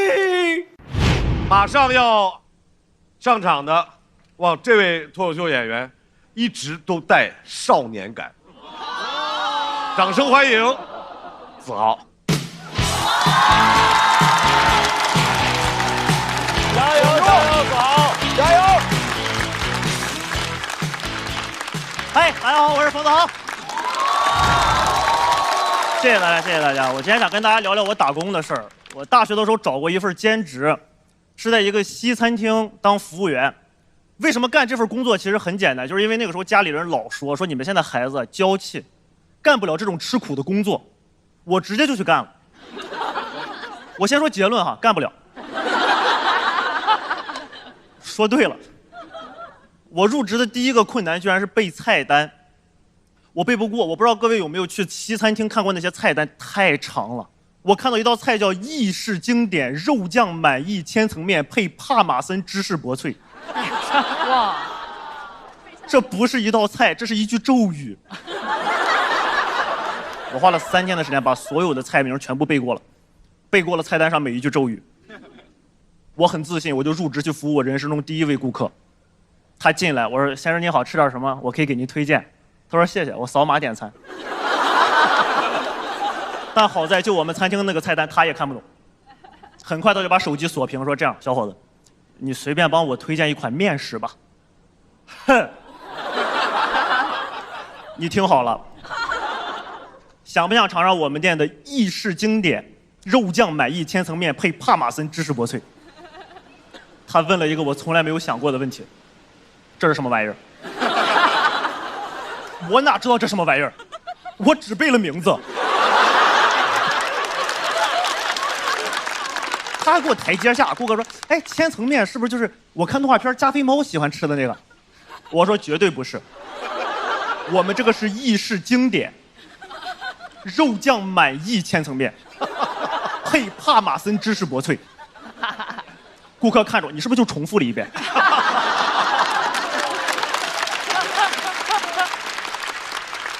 他很不满意，把我们店长给叫来了，指着问说：“哎，这是什么？”我们店长很专业，说：“你看过加菲猫吗？加菲猫喜欢吃的那个。”10分钟以后，我终于知道千层面是什么了，就是正方形的面片一层一层的摞起来，淋上肉末，在我们店卖56一份，在我们老家这个叫没包起来的馄饨，6块钱1斤。我也不贵啊，我1个小时的工钱是12块6，就这样还要纠正我读音呢。我店长把我拉到一边去说：“哎，那个念薄脆，不是薄脆。”我心想，那你这是包削还是剥削呀？太讨厌了，就没有名字跟产品符合的食物吗？茄皇。哇哦，番茄是个宝，茄皇错不了。我觉得它值得一个更华丽的名字，我愿称之为中式汤底酸甜浓郁方便面，配约1颗阳光番茄在里面。鼓掌鼓掌鼓掌鼓掌！谢谢各位，谢谢大家。这个雨还会来的，我们假装它不存在，好不好？谢谢大家，谢谢大家，感谢。我这种不要脸的氛围都是在我当服务员的时候练出来的，好吧？但是真的，各位，当服务员比你想象中的要困难很多，你根本不知道那些人会怎么称呼你。我当时在那儿的时候，我都不知道他们会怎么叫我。你知道我正常以为大家喊我服务员、小伙子都可以，啊，我当时在那儿的时候，在西餐厅，总有些顾客会尝试喊我 waiter。喊得很刻意，因为还有一些顾客喊的是 winter。我还有3个同事，我感觉他们分别叫 spring、summer 和 autumn。他喊我 winter， 我还想走过去的时候跟他说 winter is coming。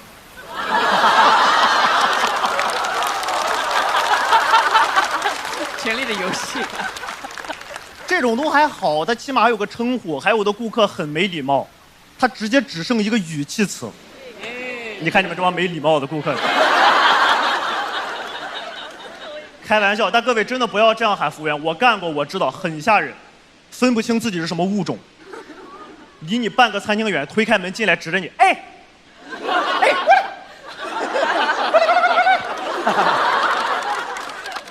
我店长就在旁边看着，也很配合，哎，滚！我说你们费这劲，你拿个盘子往顾客那儿一扔，我就给你叼住了呀。还有的顾客就纯没礼貌，他都不是一个起始句，他就一个起始词。我之前伺候过一个大哥，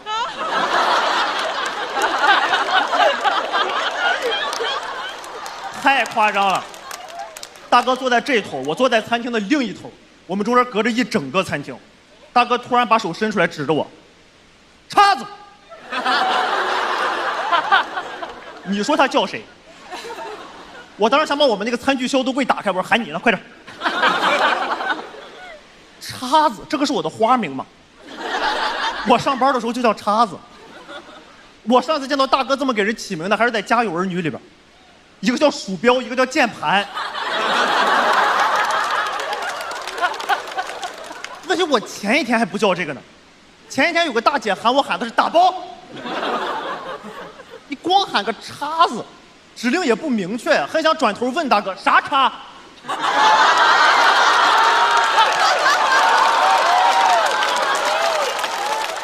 因为我们店里确实有不同的叉子。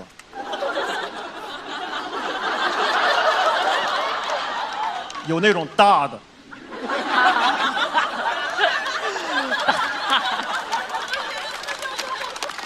不理解大哥，完全不理解。我能理解大哥只有一个前提条件，就他是一个外科大夫，我能理解他。你们看过电影里那种外科大夫给人做手术，要东西都是止血钳、剪刀、绷带。你没见哪个外科大夫说：“哎，您好，麻烦给我一个止血钳，可以吗？”啊，谢谢。啊，已经不需要了。我那个时候服务的很认真，但是我很讨厌一些形式主义的流程。我们有一套标准的话术，叫2次跟进。2次跟进，第一次就是我端完菜，我要跟顾客说：“您好，您的菜已经上齐了，请您慢用。”我这边就先不打扰您了。第2次是等顾客慢用的时候去打扰他。就一定要等那个顾客吃到嘴里的时候，过去说：“您对菜品有什么意见？我们可以调整，我们不可以调整。我们用的都是预制菜。”所以我们是只有跟进，但是没有反馈的。我刚入职的时候不知道，我真去反馈了。我们有个顾客点了一个马苏里拉牛肉披萨，把我喊过去说：“咱们这个牛肉能不能换成羊肉啊？帮我问一下你们的 chef。”我就去出餐口找我们那个后厨的四川娘娘嘛。我们那个娘娘声音懂的，哇，她用整个餐厅都能听得见声音跟我喊。我说：“娘娘，她说牛肉能不能换成羊肉？”娘娘对着我：“你喊她想都不要想哈！”我回头看着顾客，顾客看着我，干不了，然后很快就辞职了。辞职了之后，其实心里很惭愧，觉得家里人说的对啊，确实是干不了这种工作。人家为什么这么坚定我干不了这个工作呢？直到有一次去跟家里人吃饭，我叔叔对着服务员喊筷子，全懂了。真的没办法，但是我现在其实也想给我的每个段子写一个有价值的底，但我只端过盘子，所以我现在只有一套标准的话术，就是亲爱的观众朋友们，我的梗已经上齐了，请您慢用。如果有需要调整的地方，在路上喊我叉子就可以了。讲到这儿，谢谢大家，我是王老，拜拜。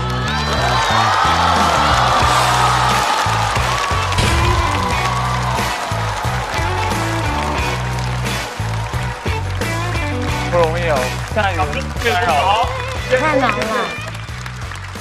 来，投票倒计时。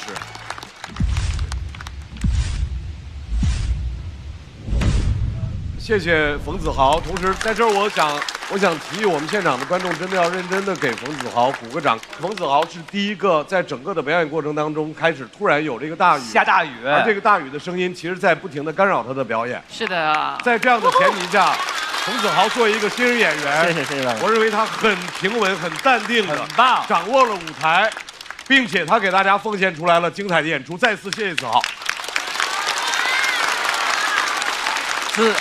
子豪，来，大老师。雨一直下，现在到了你和雨抗争的时候了，来。这是你的好朋友大雨，大雨得庞博来弄啊！我干不了这事儿。您说那个西餐厅是不是就是那种半快餐的一种路？哎，对，它是半快餐，它是连锁的那种。那我知道哦，那种我吃过。要不那名儿那么长呢？对。哎，可是你们那上菜快吗？上菜我们要装作很慢。哎，西餐厅上菜就是巨慢无比，慢。对。但是现在您那个整个过程之中，已经觉得就是中间做饭什么的，是不是后边是个四川的娘娘？对，听得见。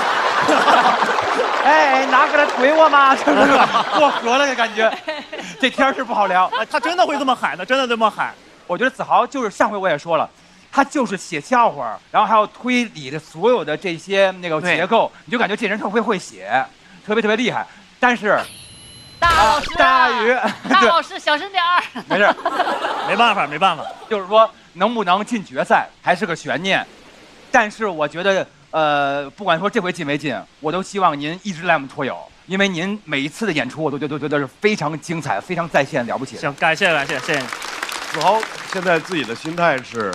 我现在其实心态已经逐渐的就是平和下来，因为我这个人向来运气很差，我第一次上节目第一轮就抽到跟小齐打。然后如果你们看后边的节目，会发现我接了2个截然不同的难接的场子，然后我以为这一场会正常一点，然后，哇，没想到你是新一代岳岳，这一代的脱口秀锦鲤。其实不只是比赛，也不只是讲脱口秀，我这种有点倒霉的这种状态已经持续了很久，好像我的人生就是很倒霉的。啊，没有，不能这么想，不会，别这么说。还没看票数呢啊？对啊，好。对呀。我说错了，我只是说我非常希望一直看您演出，是这个意思。没问题，大老师。大老师怎么有一种已经醉了的感觉？有悬念，有悬念。好嘞，没在唱衰啊。周深，快赶紧来圆场，快！你的声音可以，你的百灵鸟。哇，听得到吗？我想说你真的很棒，你知道吗？谢谢。他的脱口秀的技术就不说，也非常厉害嘛，大家很喜欢。还有一点就是，其实包括刚才那样的那个临时反应，是需要非常大的心理的准备的，因为你不去忽视它客观存在的东西，其实是需要一个心理的一个承受能力的。所以我觉得他所有不仅仅是脱口秀的能力，还是掌握整个场子能力，还是应变能力和对自己的自信，都应该要跟你的脱口秀能力一样，要越来越强。所以相信你，你真的很棒的。耶，棒的，子豪，谢谢您，感谢。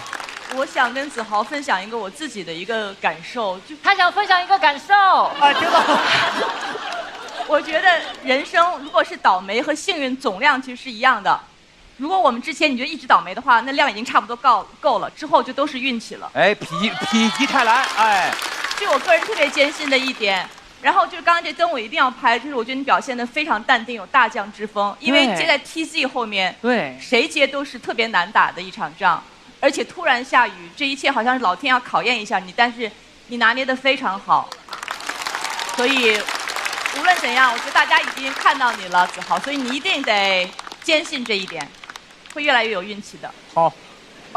我觉得子豪在过往的表现和这一次都已经很好了，而且你也是一个很有舞台魅力的人，观众都被你吸引了。但我也是有一点小小的在意，比如别人不够尊重你，只叫你东西这个观察呢，过往好像也有演员讲过了，就是保安叫他电动车什么的，就是这个观察，我觉得，如果能再有一点你自己的观点，或者再分析一步，我觉得就是更新的东西。还有关于西餐的名字很长，那之前也有演员讲过奶茶的名字很怪，对吧？我觉得这些都可以翻出你更有特色的花来，就是处理前面有演员处理过的内容，就是可能会稍微更难一些，但也更容易被人记住。好然后我觉得你作为一个新演员，然后已经这么有魅力，已经非常有天赋了，就希望你越来越好。OK， 感谢，谢谢大家。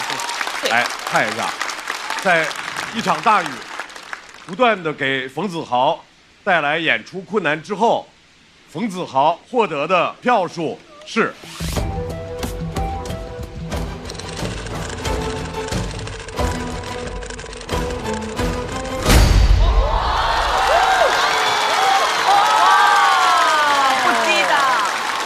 谢谢你们，谢谢。冯子豪进入到目前的第4，谢谢大家。抱歉，阿塞要进入到等待区。来了。可以的，没事的。再次感谢现场所有的观众。当现场出现这种突发的声音干扰的时候，你们仍然在气定神闲地把所有的注意力放在优秀的脱口秀演员的表演上，再次掌声送给各位。虽然大家都很优秀，但是我觉得我提议我们休息20分钟，我们等雨，我们等雨小一些，要不这个声音的存在确实会带来干扰，对，好不好？确实，对。我们先暂停一下我们的录制，等雨小一点我们再继续，好不好？再次感谢各位，谢谢。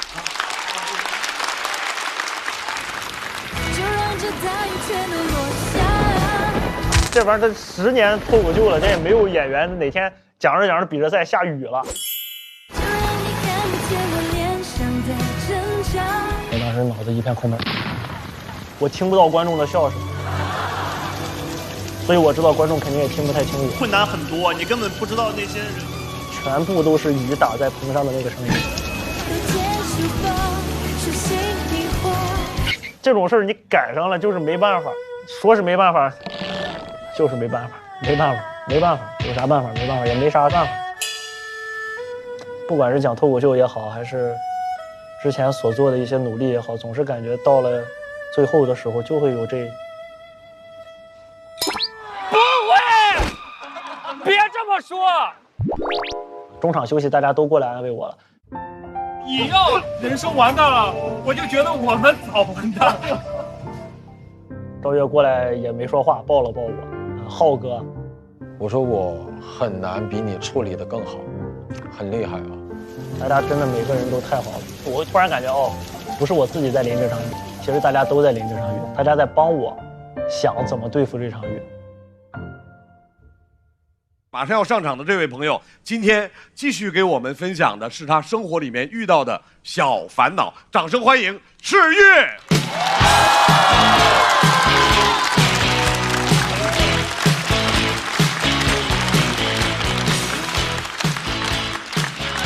好，谢谢大家，谢谢大家。我是赤玉啊。前面很多人跟大家谈职场，谈什么教育，我今天想跟大家谈恋爱。不是跟你们谈啊，因为我大学是理工科，真的很难谈恋爱。理工科男生多的就跟和尚庙一样。之前我同学给我介绍了一个文科学校的女施主，我给他说我们学校男女比例是4:1，他说他们是4:6，我说那你得约分呢。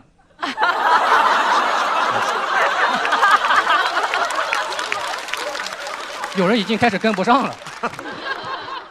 因为这是一个很高级的小学知识点，你起码得上过6年级以上的。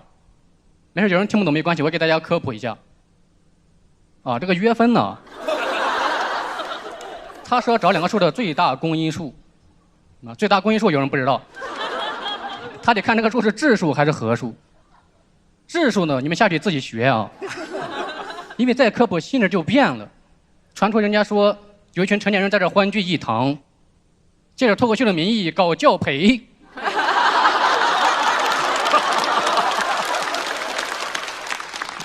在这聚众复习小学数学。但是我当时告诉这个女生，我说4:6要约分，我觉得我也太细节了吧。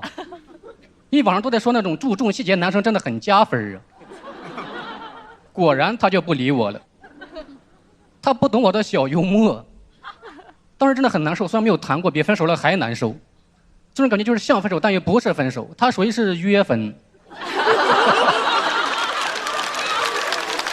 就是约等于是分手了。现在网上把那种出生之后就没有谈过恋爱的叫母胎单身，简称牡丹。好多人说26还牡丹真的很丢人啊，所以我不是啊。他们说那你啥时候谈的？我说你别管，反正肯定是出生之后谈过。他们说你不承认是吧？不承认你是牡丹，但是你也恰似牡丹。我说那我就是芍药呗。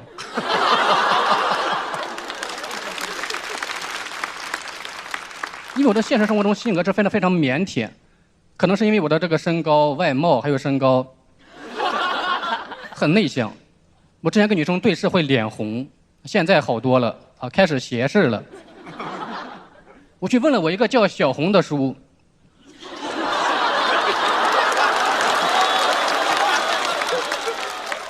我说我为什么容易脸红？上面分析的非常专业，说我是敏感肌，叫我做好防晒。晒是害羞的英文。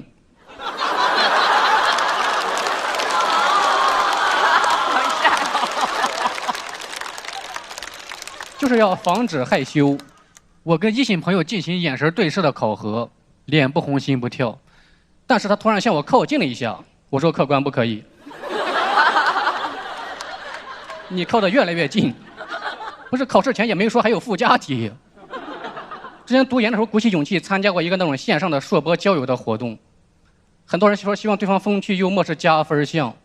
我当时真的特别想告诉那些自称幽默的1.8米小帅，不要拿你的爱好挑战我的兼职。我舍友说你这个话还挺幽默的，但是你可能得理解一下什么叫加分项，就是一张试卷它不能只有附加题。他说我说句真话，就你长这么矮，除非你特别帅，要不人家为什么跟你谈呢？真话是真难听的。我就把对话发给妹妹，希望她能安慰我一下。我以为她要说你同学说话也太难听了吧，她说你同学说话也太直接了吧。我说你说话也挺委婉的。我恨1.8米小帅，我舍友就是女生加他不会聊，他说你帮我聊一下，幽默一下，你附加题做得好。发完之后女生开心的回复哈哈哈哈，我笑不出来了，我怕真让他谈上了，我更怕是他谈上之后我也聊陷进去了。那我们3个就很微妙了，我是他们爱情的不必要不充分条件。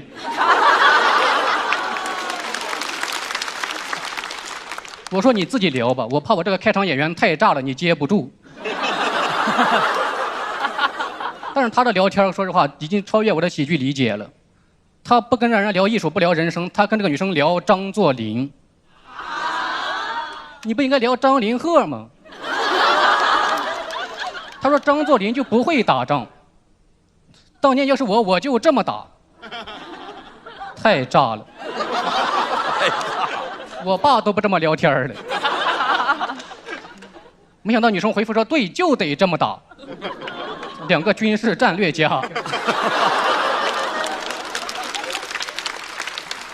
感觉他们要改写近代史。但是他的聊天给我提供了新的恋爱思路。我现在开始看百家讲坛了。我后面是我跟女生说，我说那个秦始皇就不会打仗。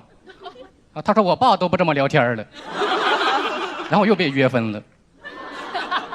导致我真的越来越内向。我读研3年，唯一一次跟异性有接触，是他不小心绊了一下，冲到我怀里边的。哎呀，终于让我演上偶像剧了。根据我的经验，我觉得这儿肯定有一个慢镜头回放，然后女主角在心里边小鹿乱撞，我当时心里边那也是小羊驼乱撞啊，因为跟他一起撞在我怀里的还有一份某亮麻辣烫。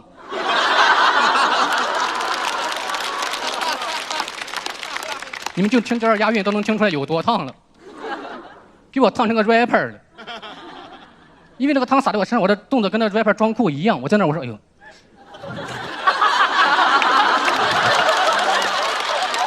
这是吧？呈现了，呈现了，老实人颜色。我说怎么这么燥呢？但是他反应很快哦，他就很快的想办法给我降温，用他的冷漠。他说了一句成年人非常擅长的虚假的问候，真虚伪呢。但是他比这个还虚伪。他说：“哎呦，没烫着吧？”我寻思，不然呢？你该不会觉得我刚才叫的那一声是准备唱山歌呢吧？你知道你端的这玩意儿叫啥吗？麻辣烫，烫麻辣。我当时看着我胳膊上还没甩掉的金针菇，我真的很想问一句：你为什么要吃清汤的呀？麻辣烫，你不要麻，你不要辣，就往死了烫。当时真的太尴尬了，他脸都红了，我脸也烫红了。那是我上大学第一次跟个异性没有对视就脸红，但我真的希望再见不要红着脸。虽然他是我除了我妈以外第一个关心我冷暖的异性。但是我们这个偶像剧组还是毕业了，因为他给我道歉的时候说实在不好意思啊，同学，阿姨是第一天在这上班啊。为什么我没有一开始告诉大家是阿姨撞的呢？啊，就是想让你们觉得我也经历过浪漫的邂逅啊。我现在感觉我只能去参加那种相亲的节目了。首先大家应该会看一段 VCR， 没有是吧？因为我不太好意思拍啊，你们自己可以脑补一下。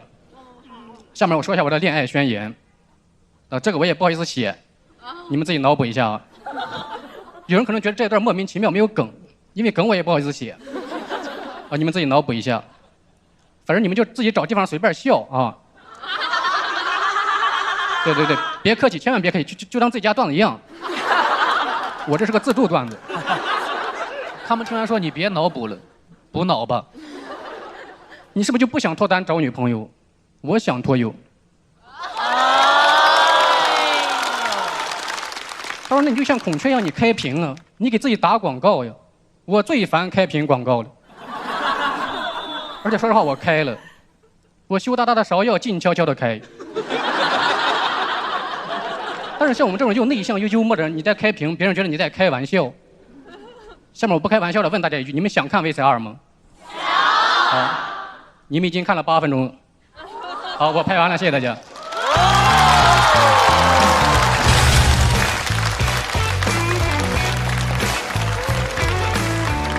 投票倒计时。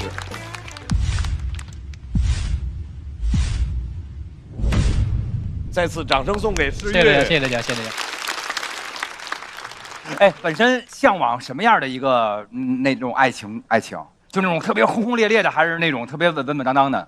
轰轰烈烈我感觉很难，因为我到现在最轰轰烈烈的事儿就是高考啊。就感觉还是可能向往平静一点的，就是过日子啊。上来就过日子呀，直接跟人过日子。那个就是说，之前向别人表白过吗？用您的一些巧妙的语言。以前表白过，被拒绝了啊。被拒绝了啊？那要成功了，我就不说这个了，对吧？对，我只记得拒绝，反正因为已经过去10几年了。诗韵，你今天是紧张吗？有点？别人也稍微有一点吧。我不知道，我是单纯的感觉，是不是语速有点快，袅袅的感受？诗韵这一篇稿子线索和结构都是完整的，就是能看到你大的话题是说谈恋爱很困难，然后一个是因为性格腼腆，还有对外形不自信，以为自己幽默，其实不是很会聊天儿啊，对啊。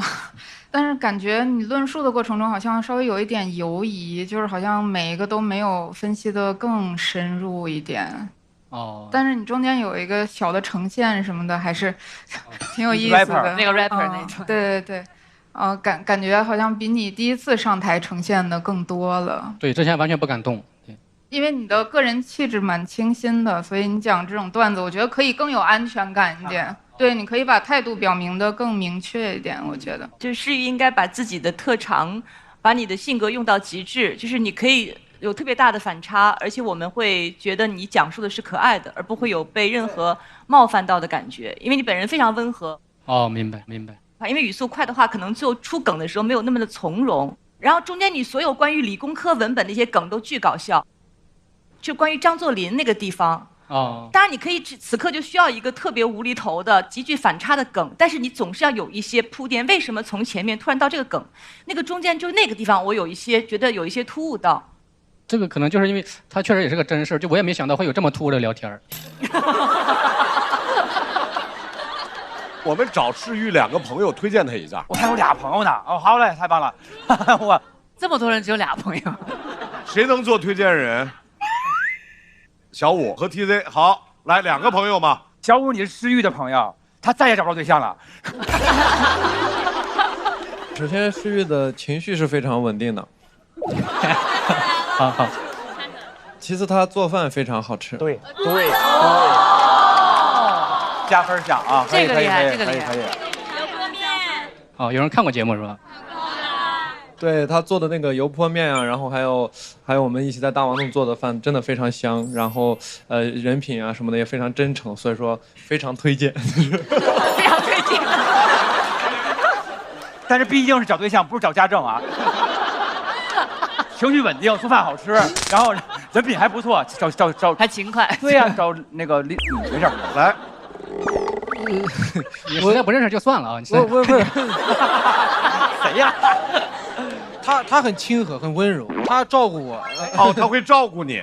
对，他会照顾我，他教我扯面。我就只有这一个技能。他传给我吧，我是他的弟子。我是亲传，然后我传给侯志源了。我们是3代已经在大王洞完成传承了。就是油泼面。对，扯面这个。哇塞，他是瞎扯的。人小2口，他们都是搞单口喜剧的。行，就当刚才一切都没有发生啊。来看一下世玉最后获得的票数是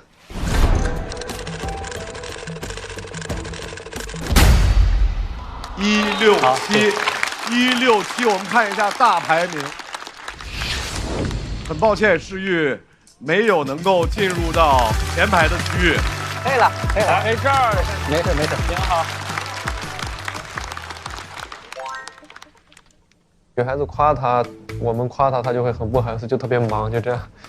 哎，别说，我这会有点热，就这样感觉。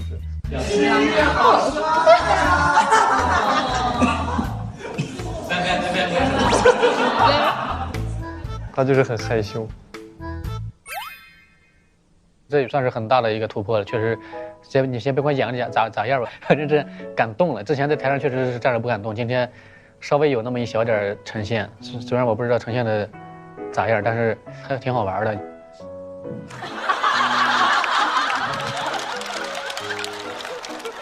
我在台上狠狠的呈现，我狠狠的走过来走过去。下一位要上场的这位朋友，对他之前做过的一些事情要有一些小反思，掌声欢迎侯志远。侯志远，侯哥加油 ！Hello， 大家好，我是侯志远，谢谢你们，谢谢你们。我讨厌开屏广告，这个不是现挂，这是我本身稿子里边的东西。因为我不只讨厌开屏广告，我讨厌手机软件里边的各种广告。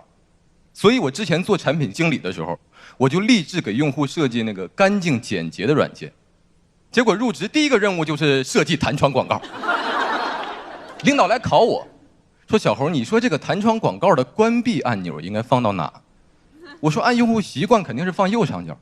他说放右上角，那不就找着了吗？我们得放在左下角，这样用户花点时间找就能多看一会儿广告。我说还能这么干呢？那要不然我们直接把那个关闭按钮换成打开呢？哦，对哦。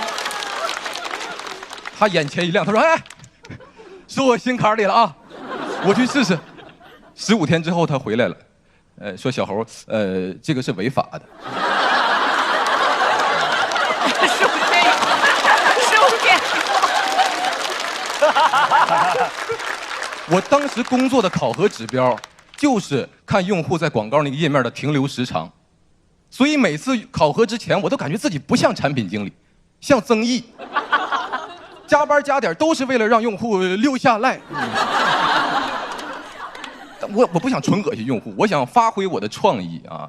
我想把关闭按钮设计成一朵含羞草，这样用户一点那个关闭按钮就会害羞的躲起来。然后说哎呀，别点我。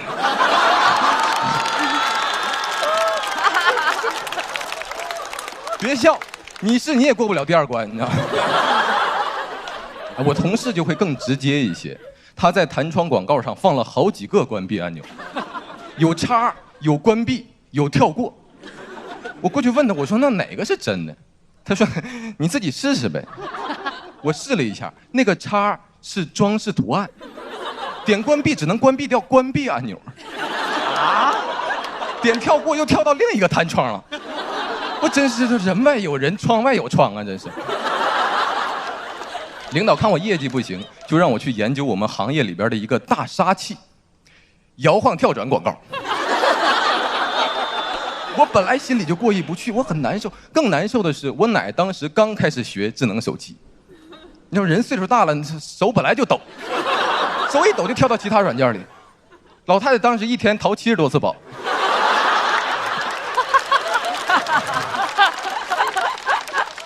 给我奶气坏了，过来问我说：“你说这破玩意儿谁研究的呢？”我也很心虚，我说研究这个的是孙子。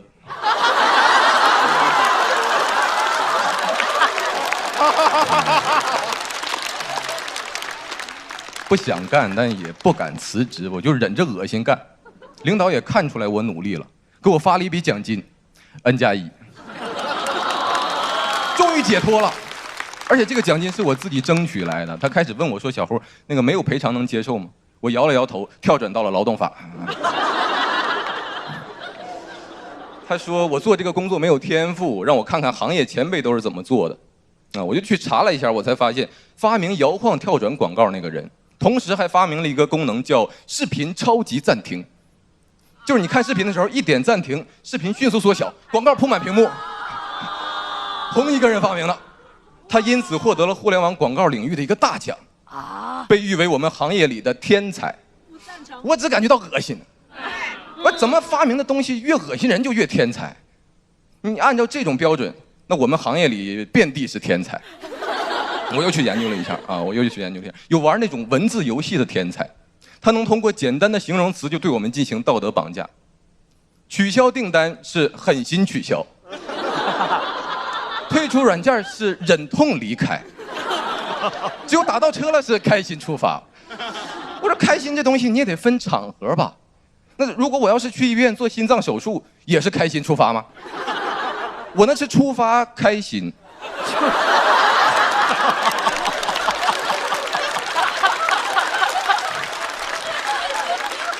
然后忍痛离开。发个优惠券过来问我是惊喜领取还是残忍拒绝。你凭什么定义我的行为啊？就算你要用文字影响我的操作，我感觉只给2个选项有点太少。我希望能有5个选项：惊喜领取啊，假装惊喜领取，嘴上说不要嘛不要嘛，但是领取，残忍拒绝，滚。哎，用户真的拒绝也不要紧，你可以再出一个弹窗挽留一下。你说哎，优惠券给孩子的，给孩子，这行。还有那种偷窥用户隐私的天才。那他四处获取我们的个人信息、家庭住址、监听麦克风、偷看相册，唯一拿不到的就是我们的支付密码。所以一个劲儿的劝我们开通免密支付。哎，就算我想骂他，他也会说这都是你自己同意的呀，我都写在用户协议里了。用户协议我向来都是只看标题，然后就去找在哪打勾。啊，对呀。我前几天随手点开了一个软件的用户协议啊，95页。看到第6页我就感觉无所谓了，你要啥我都给你，你把我遗体也给捐了吧，你都拿走。什么？但协议里边有一条让我印象非常深刻，他说您是否同意以弹窗的形式通知您地震预警以及最新的产品优惠信息？天才！这2个信息结合得很巧妙啊，因为地震来的时候一摇晃，我肯定就到某宝了。谁不想在地震来临的时候用历史最低价买一个头盔呢？但那种时候哪有时间下单呢？还好我开通了免密支付。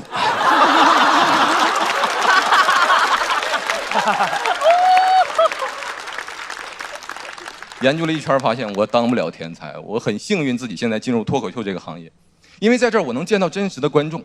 我努力工作也不会恶心到你们啊！我是为了让你们笑，在这儿我没法给你们摇晃跳转啊！不可能你仰头一乐发现，哎，到商场了，不可能这样。我们相互信任，我也不可能讲一半故事突然中间插一个广告吧？不能吧？放心啊，这里边没有广告，我问了一圈啊，没有一个赞助商的广告愿意加在这儿。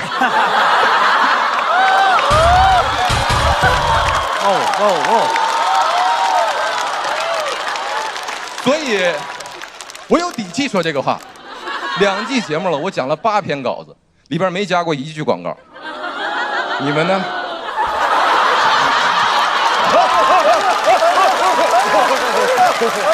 哎呦，我也没有。开玩笑，其实不怪他们，我只是觉得在脱口秀中间加广告，发明这个的人才是真正的天才。首先，它防不胜防，它不像其他的广告，你防备做得好还能提前跑，那么防晒做得好，年轻不显老，真防不住啊！你想关掉吧，没有关闭按钮；要拉进度条又怕拉过了，你一点暂停又出了一个新的广告铺满屏幕，太恶心了。所以大家放心，讲完这篇稿子以后，我的脱口秀中间应该加不进来广告了啊！我找到这个广告的关闭按钮了，我先点了，拜拜。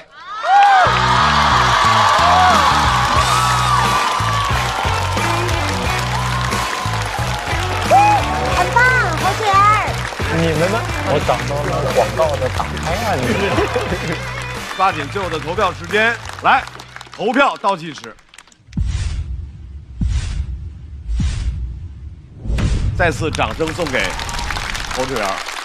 今天小侯说这个内容，是不是很多人特别有同感？太有同感了。但是你的那个创意挺好的，大老师说特别好。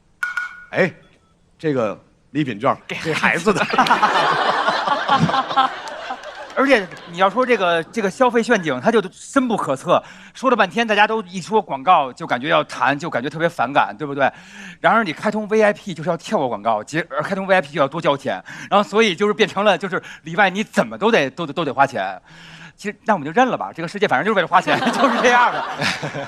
哎，然后但是你之前真的干过这个事儿啊？对，就是因为当时那个叫商业化产品经理，就是研究这个广告怎么投放的，对。但是这事儿确实是挺神的。对。哎，但是就有这个世界上，哇，好神奇，就是有一堆人琢磨怎么麻烦别人，对吧？就是他想尽一切自个儿的才华去怎么麻烦别人，给别人添麻烦，然后添麻烦的挣钱，然后给你一帮人有包括帮你解决麻烦。解决麻烦的人。我听说硅谷那帮人就是在想，我只要有一个人有一个痛点，我去解决这个痛点，我就能做一个挣钱的 APP 产品。所以啊，这两拨人，这个世界哇，都向着咱们挣钱呀啊！都是你们的钱啊，谢谢，没有办法了。但是小侯这一段确实把生活当中大家很多现实的痛点或者叫麻烦吧啊，都给说出来了。之前不知道该恨谁，现在知道该恨谁了。不全都是我做的，不全是。是，我也没想到小侯人看着挺好的。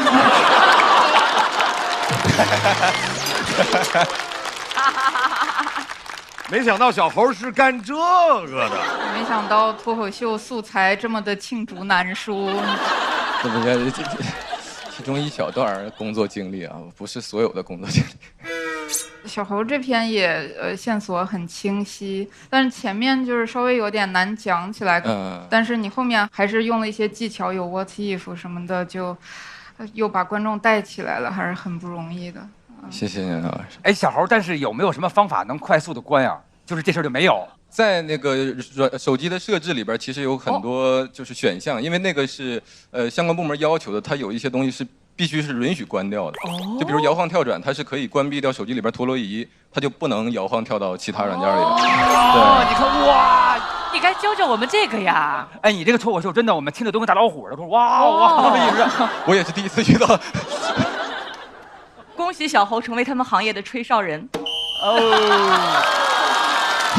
但愿吧，但愿吧。而且恭喜小侯这一季，就他的情绪，你越来越允许自己的情绪在舞台上能够充分的展示，可能跟离职是有很大的关系的。反正我都这活儿我也不干了，爱谁谁。就所有的情绪回不去了，这回彻底回不去了。对，所以你有了情绪以后，以前可能太过冷静了。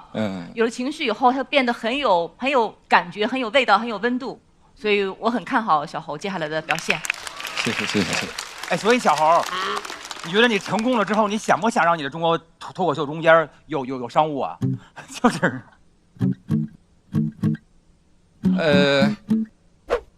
让我做的话，我可能会做的巧妙一些，就不要。哎，可会推荐自己了。对，不要烦到大家。对。但是刚才小侯在整个的那段里面说，不会有任何的一个商务想在这儿插进来，其实已经给我们所有的，包括大众点评，包括茄皇，包括那个海天，都已经做了最好的态度表达，所以也是很好的广告，厉害，非常好的广告。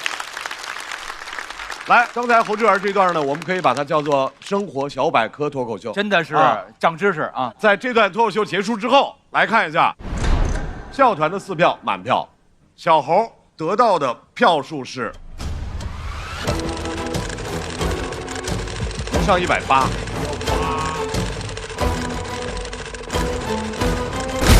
哇，也可以。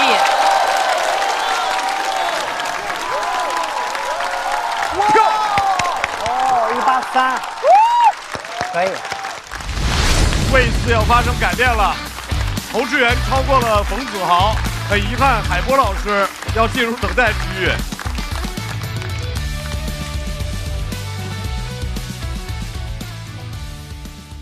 试过几个方案，第一版叫忏悔录，第一句就是对不起，我忏悔，我之前做过哪，然后我忏悔。讲到中间的时候，前排观众说你也太恶心了，我真是第一回见着直接开骂，给我吓着了，你知道吗？我就没敢用那个结构去弄，因为他不可能全都是我干的，我又不好解释，我就硬着头皮那场讲完后，我赶紧就换了。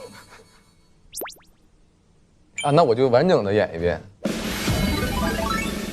惊讶领取，假装惊讶领取，虽然说不要骂，但是领取，残忍拒绝，滚！啊，大概是这个5个，就，可能没用是对的哈，就确实我有点演不太好。姐，你觉不觉得这烧烤吃的没气氛？是啊。干巴巴的，差点意思。这时候如果有弹窗，就会说：“尊敬的用户，检测到您气氛不足，是否立即提升？”靠弹窗不如靠自己。来罐可口可乐，一口畅爽，烧烤更有烟火气。这一口下去，心情舒畅了，胃口打开了，气氛也拉满了。可口可乐配烧烤，气氛少不了。嘿，还能再来一罐不？帮。检测到用户畅爽气氛需求，是否一键续杯？这弹窗我喜欢。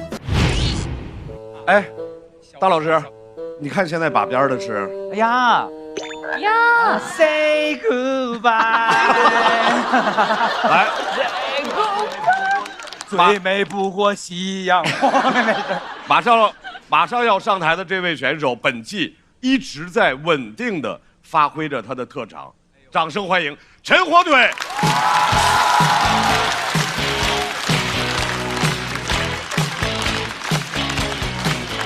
谢谢大家，大家好，我叫陈火腿，非常感谢大家依然坚守在这里看我们讲脱口秀啊。然后前几轮比赛，我的段子讲的都是关于我个子矮的，我还讲。我这么矮主要怪我爸，因为他只有1.6米，但是他那么矮就只能怪他自己了，因为我爷爷有1.7米，所以我是算过的。按照自然生长的话，其实我就算矮，也不至于只有165的。所以我怪我爸，从来不是怪他给我的先天基因，我是怪他后天对我一系列的反向操作。比如说初中其实是一个小孩长高的黄金时期嘛，但就因为那时候我稍微有点胖，我爸让我减肥，从那天开始就每天只给我吃稀饭馒头了。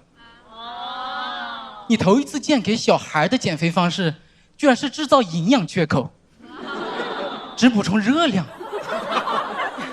然后每天早上6点钟把我叫醒来，让我出去跑步，那个意思就是，快起来，别分泌生长激素了，出去分泌点乳酸。但你还别说啊，搞了一段时间真的有效果嘞，我的体重再也没长过，身高也是。所以我按道理来说，本来我可以长到1.7米的，但是我爸通过他的帮忙，硬生生让我长到了1.65米。你说这算是标准的打压式教育吗？不是，这是我爸对我矮的教育。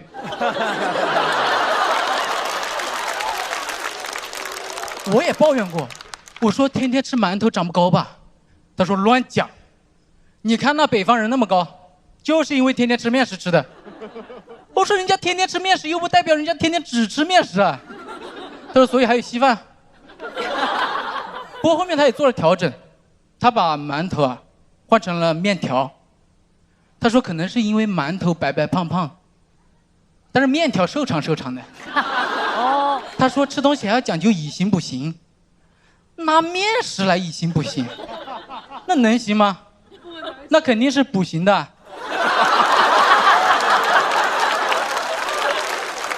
人还是要补充蛋白质的吧？我平时吃的差也就算了。所以6一儿童节啊，我斗胆提了一句，我说：“爸爸，我想吃肯德基的炸鸡。”他说：“吃炸鸡？”我有个同事的亲戚就在那店里工作的，我心想，意思是可以免费吃吗？他说：“那每天剩下的炸鸡，他们自己都不吃，直接拿去喂狗的。”我说：“那狗一般在哪里呢？”哎，你要说炸鸡是高消费，他舍不得也就算了，关键是他在生活中对我也很抠。就小时候冬天泡脚，我只能跟我爸用同一盆水泡，因为他怕浪费水。而且每次那个烧开了的水啊，他几乎都不掺冷水让我泡，因为他怕浪费温度。我说烫，他说这有什么烫的？我怎么一点都不觉得烫？他当然不觉得烫了，他那个脚早就被烫死了。那个脚水里通电他都不怕，他怕烫。当然真的通电他还是怕的，他怕浪费电。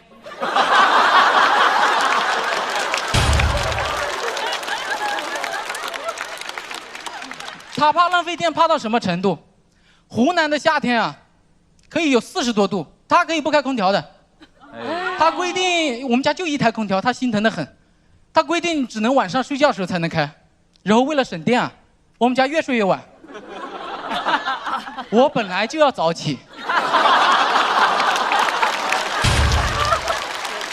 现在还要晚睡，那能长高就有鬼了。而且就算啊开了空调，你也睡不好的，因为他会等我一睡着就偷偷起来把空调关了。哎呦，你为什么不用那个遥控器设置定时关闭嘞？他不信任空调，为什么要偷偷的关嘞？他觉得只要偷偷的关，我就反应不过来了。哎，有几次确实是没反应过来，那直接热晕过去了。而且啊，我最想不通的是什么？明明就摆在明面上，就是因为我们家里穷，但是他从来不提穷的事，他还反过来怪我不能吃苦，就经常拿那个变形计教育我。可能因为我们是湖南的吧，湖南卫视的节目，他觉得我们湖南人想上就上的。他也不管人家要不要，反正你上。经常指着那个电视的变形计跟我说，他说：“你看人家山里小孩好懂事啊，人家这么小就知道帮家里做事，人家把事做了，完了人家学习成绩还好，我都不要求你帮家里做事嘞，你把学习给我搞好一点就行了。”我听着那个气啊，我就等城里小孩出现那一趴。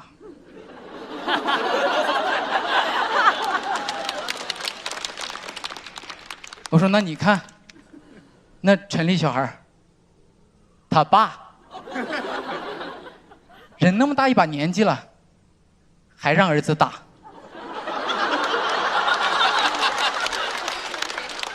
人让儿子打了，完了还给儿子钱花，我都不要求你给我钱花嘞。”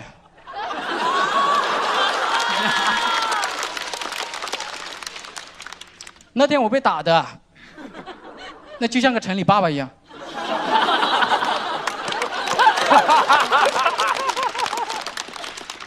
讲实话，就哪怕这样，我觉得我家也没有像小四爷家那么穷。他是真正的穷门，我爸是真正的抠门。只不过你人在抠门下生活久了，你也受不了的。所以长大后我几乎也不怎么回家，不喜欢跟我爸联系。反正现在我长大了，什么东西我喜欢的我也可以自己买。直到我参加工作的第5年，我去看房了，我开始联系我爸了。我刚才想着我也就不联系他，我就自己攒钱偷偷买个小房子，反正只要有热水和空调就行了，有什么我也没有要求。但是我就跟他怄气，我想的是，但是我朋友听到这个说法，他就跟我说，他说你这不是在跟你爸怄气了，你这是在替你爸争气，你爸知道了肯定笑死去。他肯定说：“哎呀，就是小时候对你教育，你看还是有用吧？你现在这么独立。”我一听到这话，我受不了了。我说：“不行，那我得告诉他。”我还是告诉他了。只不过我在告诉他之前，讲实话，我又怕他讲那种话，我又怕他讲还买房啊。我有个同事家亲戚，就卖那个楼盘的，那个房子他们自己都不住，给狗住的。但是我真的告诉他之后啊，他其实这些话他都没有说，他就只是问我是不是真的看好了。我说差不多吧。然后第2天，他直接打了70万过来。哇！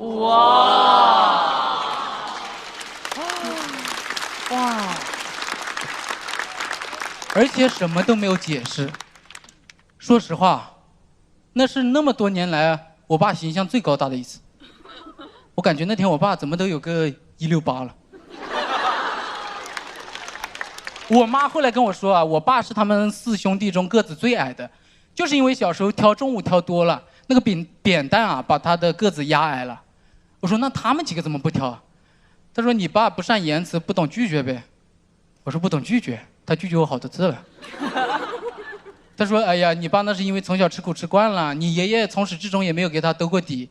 你爸对你小时候是抠，但是他是想攒钱给你兜底，但又怕你从小吃炸鸡，长大了在外面吃不了苦。”我说：“所以就一直让我在家里吃苦。怎么家里的苦比外面的苦卫生些？”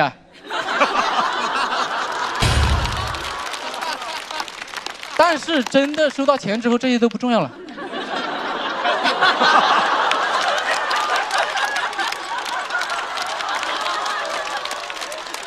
这苦还是很值得的，因为我原来是一直以为我爸不爱我，后来才知道其实是每个人表达爱的方式不一样，尤其是像爸爸这种物种啊，他是典型的回避型依恋。你让他表达明确的爱，其实比登天还难，但他也不是没有爱。对，我爸对我是抠，但前提是他对自己更抠，所以在抠和更抠中间硬抠出来那么一条缝隙啊，就是他的爱。你看着很少，你们鼓吧。你看着很少，但是问题是他抠了30多年，他一点一点帮他儿子抠出来一套31厅。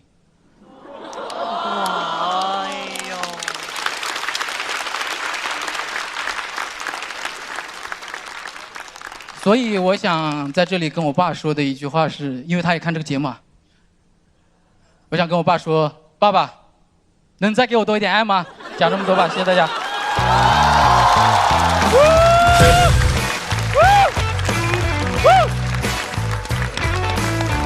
在火腿的表演结束之后，为火腿来投票。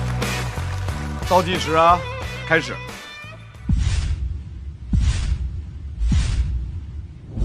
火腿的投票之所以重要，因为将直接影响到瑞瑞的去留。瑞瑞没事，叫车吧，叫车吧，叫车吧，就在楼下了已经。对，来这么。火腿他讲话这种方式、节奏，然后出梗的方式都是我特别喜欢的。但这次他跟以前完全不同，就开始有一些走心的、动情的那个东西，是跟陈火腿过往风格截然不同的。我特别想知道你这次的你的想法是什么？其实这个我说了要一直说个子矮，因为这个对我影响很大。追根溯源的话，其实就是我爸。这是实话，因为包括我也说过，我为什么会做脱口秀，因为你在家里一直没得到那个认同，你就会去外面要。所以我是跟自己这个身高和解了之后，理解了我爸，我才敢讲这个，因为我原来是不敢讲的。明白，对自己诚实一些，是不是一下就好多了啊？那我想多讲一句，可能看完之后会有人有不同的感受，会觉得过往也许他的父亲做法，你完全去和解没有必要。但我觉得每一个具体的父爱是由那个具体的孩子可以做决定、做判断的。是的，因为我怪不了我爸因为我爸只有1.6米，哦，所以我就预期管理是个很重要的东西。所以我从小我就跟我妈说啊，我要长得跟我爸一样高。哎，你看预期管理管好之后，我还赚了1厘米。就是我觉得你很勇敢，因为我觉得如果换作是我去那个舞台上，我说不定我没有那个勇气去，就是你害怕这个东西，然后站在舞台上去，再给我多一点爱吧。我觉得是一个非常非常需要勇气去说的一个话。所以我觉得今天这个火腿的这个版本是超乎我意料的，然后深深的就扎进了我的那个心中。对。谢谢，也希望所有可以大胆表达爱了，我觉得很重要。谢谢主持人老师。价值70万的段子，对，真好。或者有一个特别可爱的点，他明明想表，他也跟他爸是一样的，我们都是这样的人，都拐着弯来是吧？对，然后他还得说，你看这么点一个份儿，什么类似，对，他还得杠着这么说，抠对我还觉得中间，他怎么心有点冷啊？就是感觉。但是本身是容易冷，因为它离太阳有点远。然后，但是本身，然后但不冷，没事。但是我就是觉得这种爱是很神奇的。哇塞，就是因为我们抱怨说别人爸爸不敢表达爱，我们就真的敢表达吗？就是你明白吗？所以我觉得好厉害，我真的觉得很厉害。通病吧，就是从小不太表达爱，你时间长了你就是不会。对，你会用一种更抗争、反抗的方式就推开，然后会你宁愿让自己承受那个痛苦，你都不想去直面那个。对，但是这样的话，那对方就更感觉不到爱了，所以它就是一个很奇怪的一个循环也好，怎么样？所以我觉得应该让爱变得更抽象一点，别那么具体。比如，因为具体就是说我必须得跟你说我爱你，爸爸。但是我生活中有那么多，他说他可以通过一个缝隙，可以通过那么多意象的、抽象的、美好的事情表达，我们的心界就变得会更宽一些。我觉得这样更好，棒棒的。对，所以谢谢火腿，谢谢2位的分享，也谢谢火腿的这段表达。来，火腿，票数是。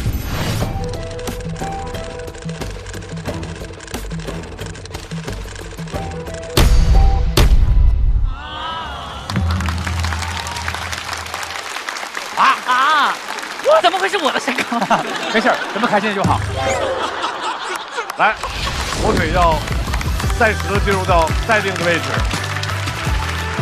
来，各位朋友，现场的各位观众朋友，周深说那个得分那数是他身高，好敏感的数字。马上各位有一张卡通明星脸，可塑性极强，掌声欢迎阿修。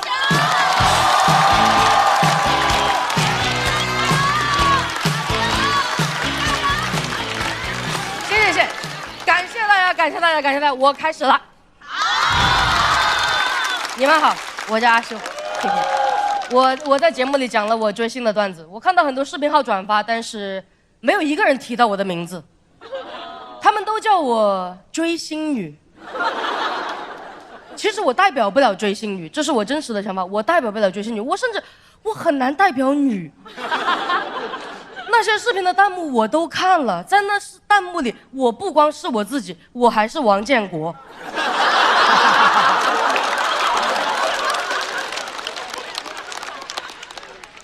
还是《飞屋环游记》卡尔爷爷。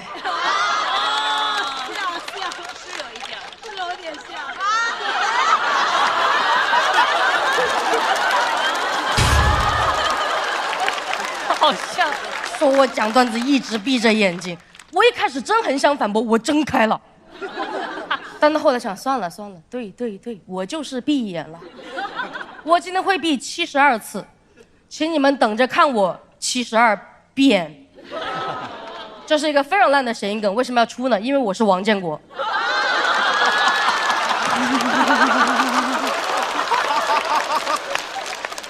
接受了，很容易就接受了。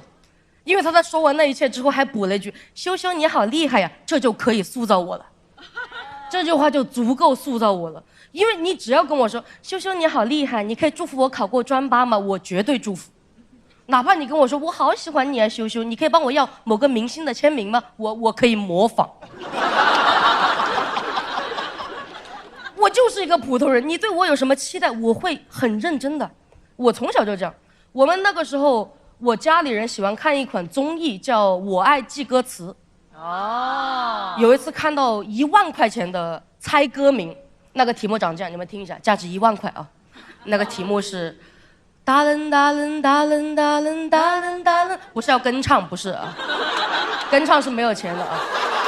那个歌名叫做我在那一角落患过伤风，一字不落的说出来。什么啊？什么？它不叫不某高广告，知道吧？它叫我在那一角落患过伤风，我一个字不差说出来，整个客厅狂欢。他们说，要是你去啊，这1万块就是我们的了。那是我第一次看到我们家人对我的肯定和期待，还有对钱的贪婪。他们跟我说你太聪明了，你一定要去。我说哦，那我试试吧。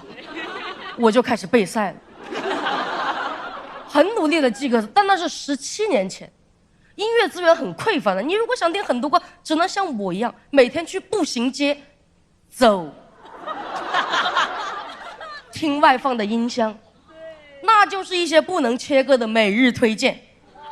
还有另一种方法，打电话听铃声，你听久了，你歌词本都记差。我跟你讲，我当时歌词本记的是什么一北极圈阿拉斯加的闪电，下一句是好听吗？按井号键可以编辑成你自己的彩铃哦。我记了7个歌词本，这一切都是为了上节目。终于在我18岁那一年，节目停播了。我背了5年的歌词，到头来像一个纯粹的方文山粉丝。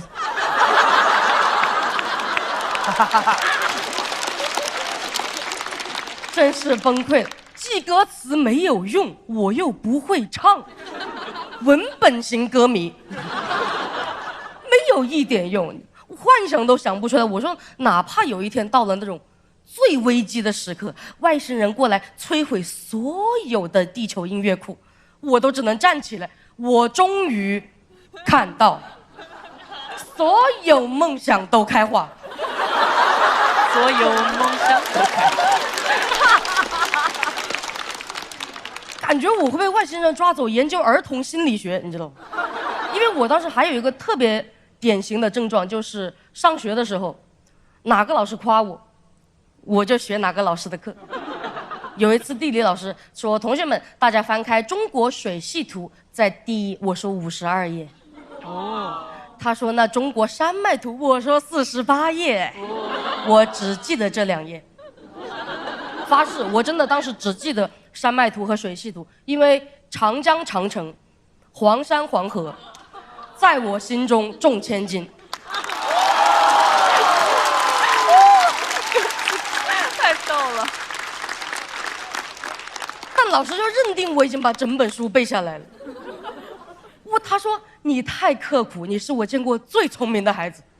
我说那我试试吧。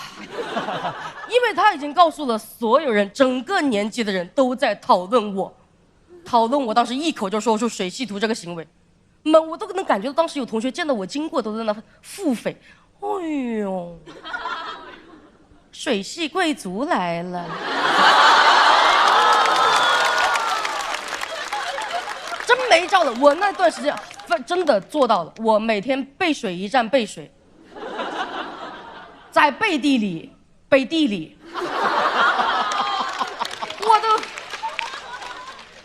我都不只是水系贵族，我是地理热巴。代表作是哈尔滨第3中学2007年版本地理地图册，因为我真的把整本书背下来了。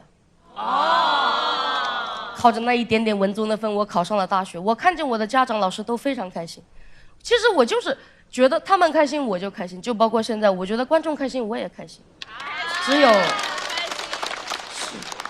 有去年我是真的有点不开心了。2轮淘汰，至暗时刻回到长沙，我看见俱乐部的朋友做了一个巨大的横幅来接我，那个横幅上写的是做好心理准备啊，那个横幅写的是恭迎脱口秀女王预备役。我说别这么说，我当时已经是最尴尬的时刻，我情愿你讽刺我，我情愿你那横幅写的是恭迎脱口秀女王建国都可以，我情愿你。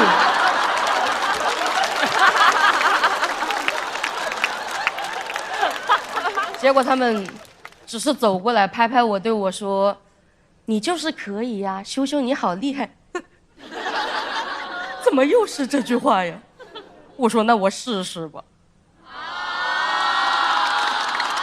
第4轮了，今年试了4轮，不是为了任何一个朋友，是因为我写这4轮的稿子中间发现，讲好脱口秀是我自己对我自己的期待。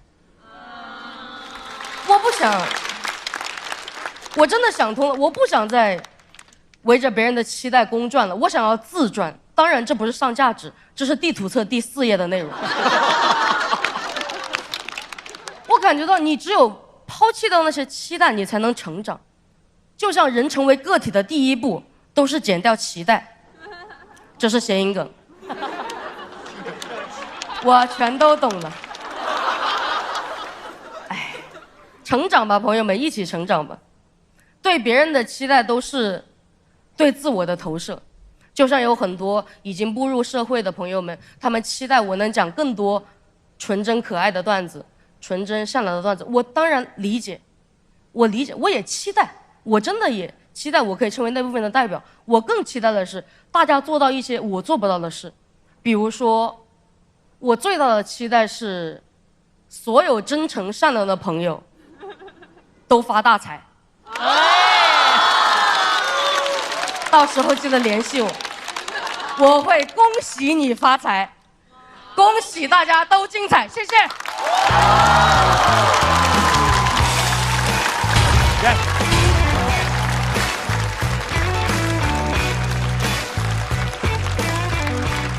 倒计时，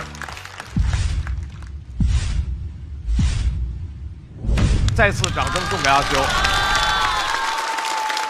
阿修，你现在身边人对你还有特别的一些期待吗？他们期待我今天把这篇稿子以他能够演出来最好的状态演出来，因为我这2天，身体不太好，然后他们希望我不要放弃，然后我说那是当然的事。其实我当时跟他说的原话是：真是抱歉啊，让大家失望的是我做不到。我说，这是台词，这是。哎，2位音乐人，哇，就他记歌词那部分是不是劲儿很大？我刚说哇，这音乐脱口秀啊！这对，但是不唱，就是愣跟你说歌词儿。怎么那么能忍？那么多句歌词你不唱？什么我终于看到你不唱，长江长城你不唱。周深老师，你忍一忍好不好？好。然后，但是我们能听听您唱吗？啊？这样，阿修，你和周深商量一首歌。我有一首我自己很想听的歌曲，你还点上歌了。你特别想听那首歌，你会不会词儿？我爱地中海的天晴，爱西伯利亚的雪景，爱万丈高空的云，爱肚皮上的早晨。那你得一起唱啊！来，预备，走。我爱地中海的天晴，爱西伯利亚的雪景。记歌词。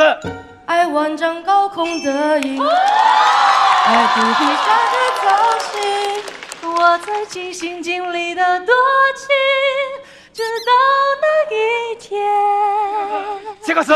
你的衣衫破旧。好听的。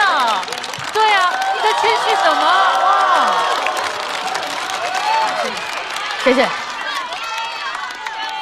音色音准都很好。对呀，什么歌都能接吗？会是什么呢？阿姨哟吼吼，下一句。阿姨嘿嘿嘿，阿姨哟吼吼，阿姨嘿，蹦蹦蹦蹦蹦蹦。那这个我怎么这么好看？这么好看，怎么办？他在干嘛？你在干什么？我在记那个鼓点。哎呦喂，你看看层次就升高了。因为这首歌会要蹦起来的时候，你要踩着那个点蹦。哎呦，您听的是编曲，那真是我对不起您了。阿秋，音乐人，厉害厉害。哦，是的，是的，耶，哎呀。阿修的脱口秀表演就永远就特别可爱。是的，是的，很厉害，感染力还特别强。对，这他感染力太强了，就感觉他把故事，他可以把每一个文案都可以加好多分，特别厉害。谢谢。阿修特别的真诚可爱。所以他刚才讲的，他要面对很多这样的期待，就是因为他太过真诚可爱，大家会认为他只能讲这样一类的段子。但我刚刚特别喜欢你段子里面很多，就是我们打引号的那种烂梗，但是它有很多的量之后，它成为一个风格，我觉得特别好。我一直相信量变能到质变，就是你得坚持用。刚刚那几个我非常喜欢。太好了。第一，我相信重复是有力量的，对。第二，量足够大的话，它会形成一种特别奇特的效果，对，会消解掉以前的那个本来的特质，对。而且又有建国在护航，就是这个。而且这样没想到，女王建国这个断句，谢谢。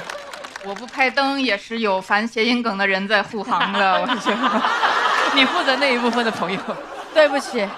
但我觉得阿修这篇稿子处理得很巧妙，就是你虽然有文字梗，但是你前面后面都说了建国的这个逻辑，所以这个是融合在一起的，然后也被观众接受的。我觉得有一点吃亏的是，你讲的是一个完整的经历，然后这又是一个比较久远的经历，我觉得可能对几分钟的一个段子来说是有一点难立刻达到很好的效果的，但我觉得你处理的已经很好了。我是有自己回看了，回看之后我发现第1期、第2期吧，在我讲之前的3分钟，全部的弹幕没有一个人在讨论我，全部都在刷这3个字，然后我就想，我自己把它破掉算了，你们不用就疑惑了，起码看这段的时候不用疑惑了。这篇稿子还可以吧？特别好。对，来自己的王。阿修的表演结束之后，他得到的票数是，哇哦，169。阿修要暂时进入到等待区。加油了，奉贤君啊！棒的，很好。目前呢，因为有15位有分数，而我们一共是8个晋级席位，所以从现在开始，我们要有朋友进入到晋级区了。让我们恭喜目前分数最高的 TZ 率先进入到晋级区。TZ 有请，对吧？对位了。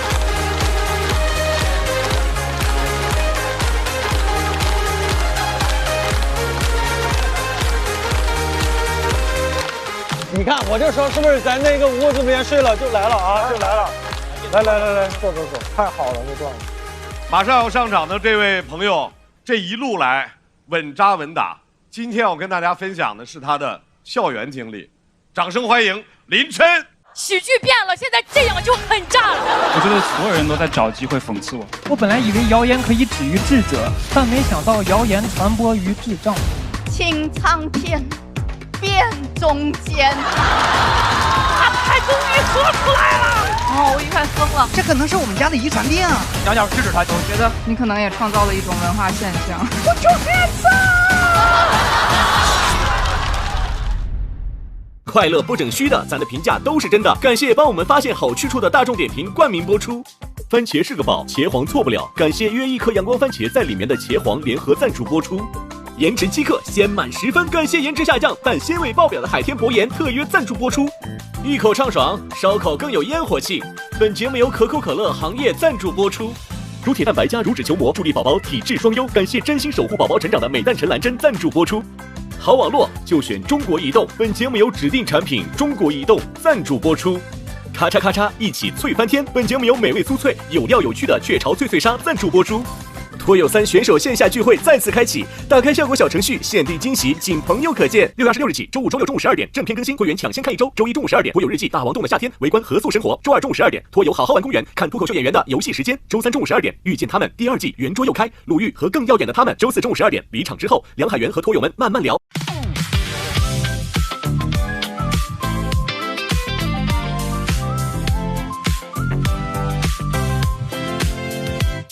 又带着冷笑话出现，幸好只有我懂你的笑点，不用解释，一个眼神到位，不用装完美，做自己才最宝贵。哦，拜托拜托，暂时忘掉一切，想记住你嘴角上扬瞬间，不用想明天还很遥远，不知不觉又和你聊到凌晨3点。烦恼往外跑，今夜有你们真好，这是我们的约定，祝你今夜过得开心，就要朋友朋友哦朋友，就要和你聊一整宿，就要笑声传遍海洋和快乐，快乐，快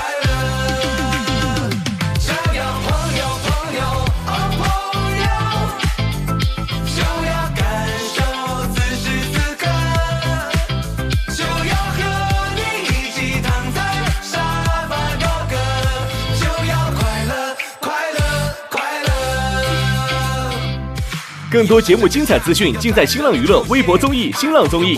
感谢丽丽城传媒、天气通、新浪新闻、腾讯娱乐对本节目的大力支持。感谢指定问答社区知乎的大力支持，上知乎参与脱友3问题讨论，参与知乎剧综圈子活动，解锁惊喜好礼。感谢独家播客合作平台小宇宙。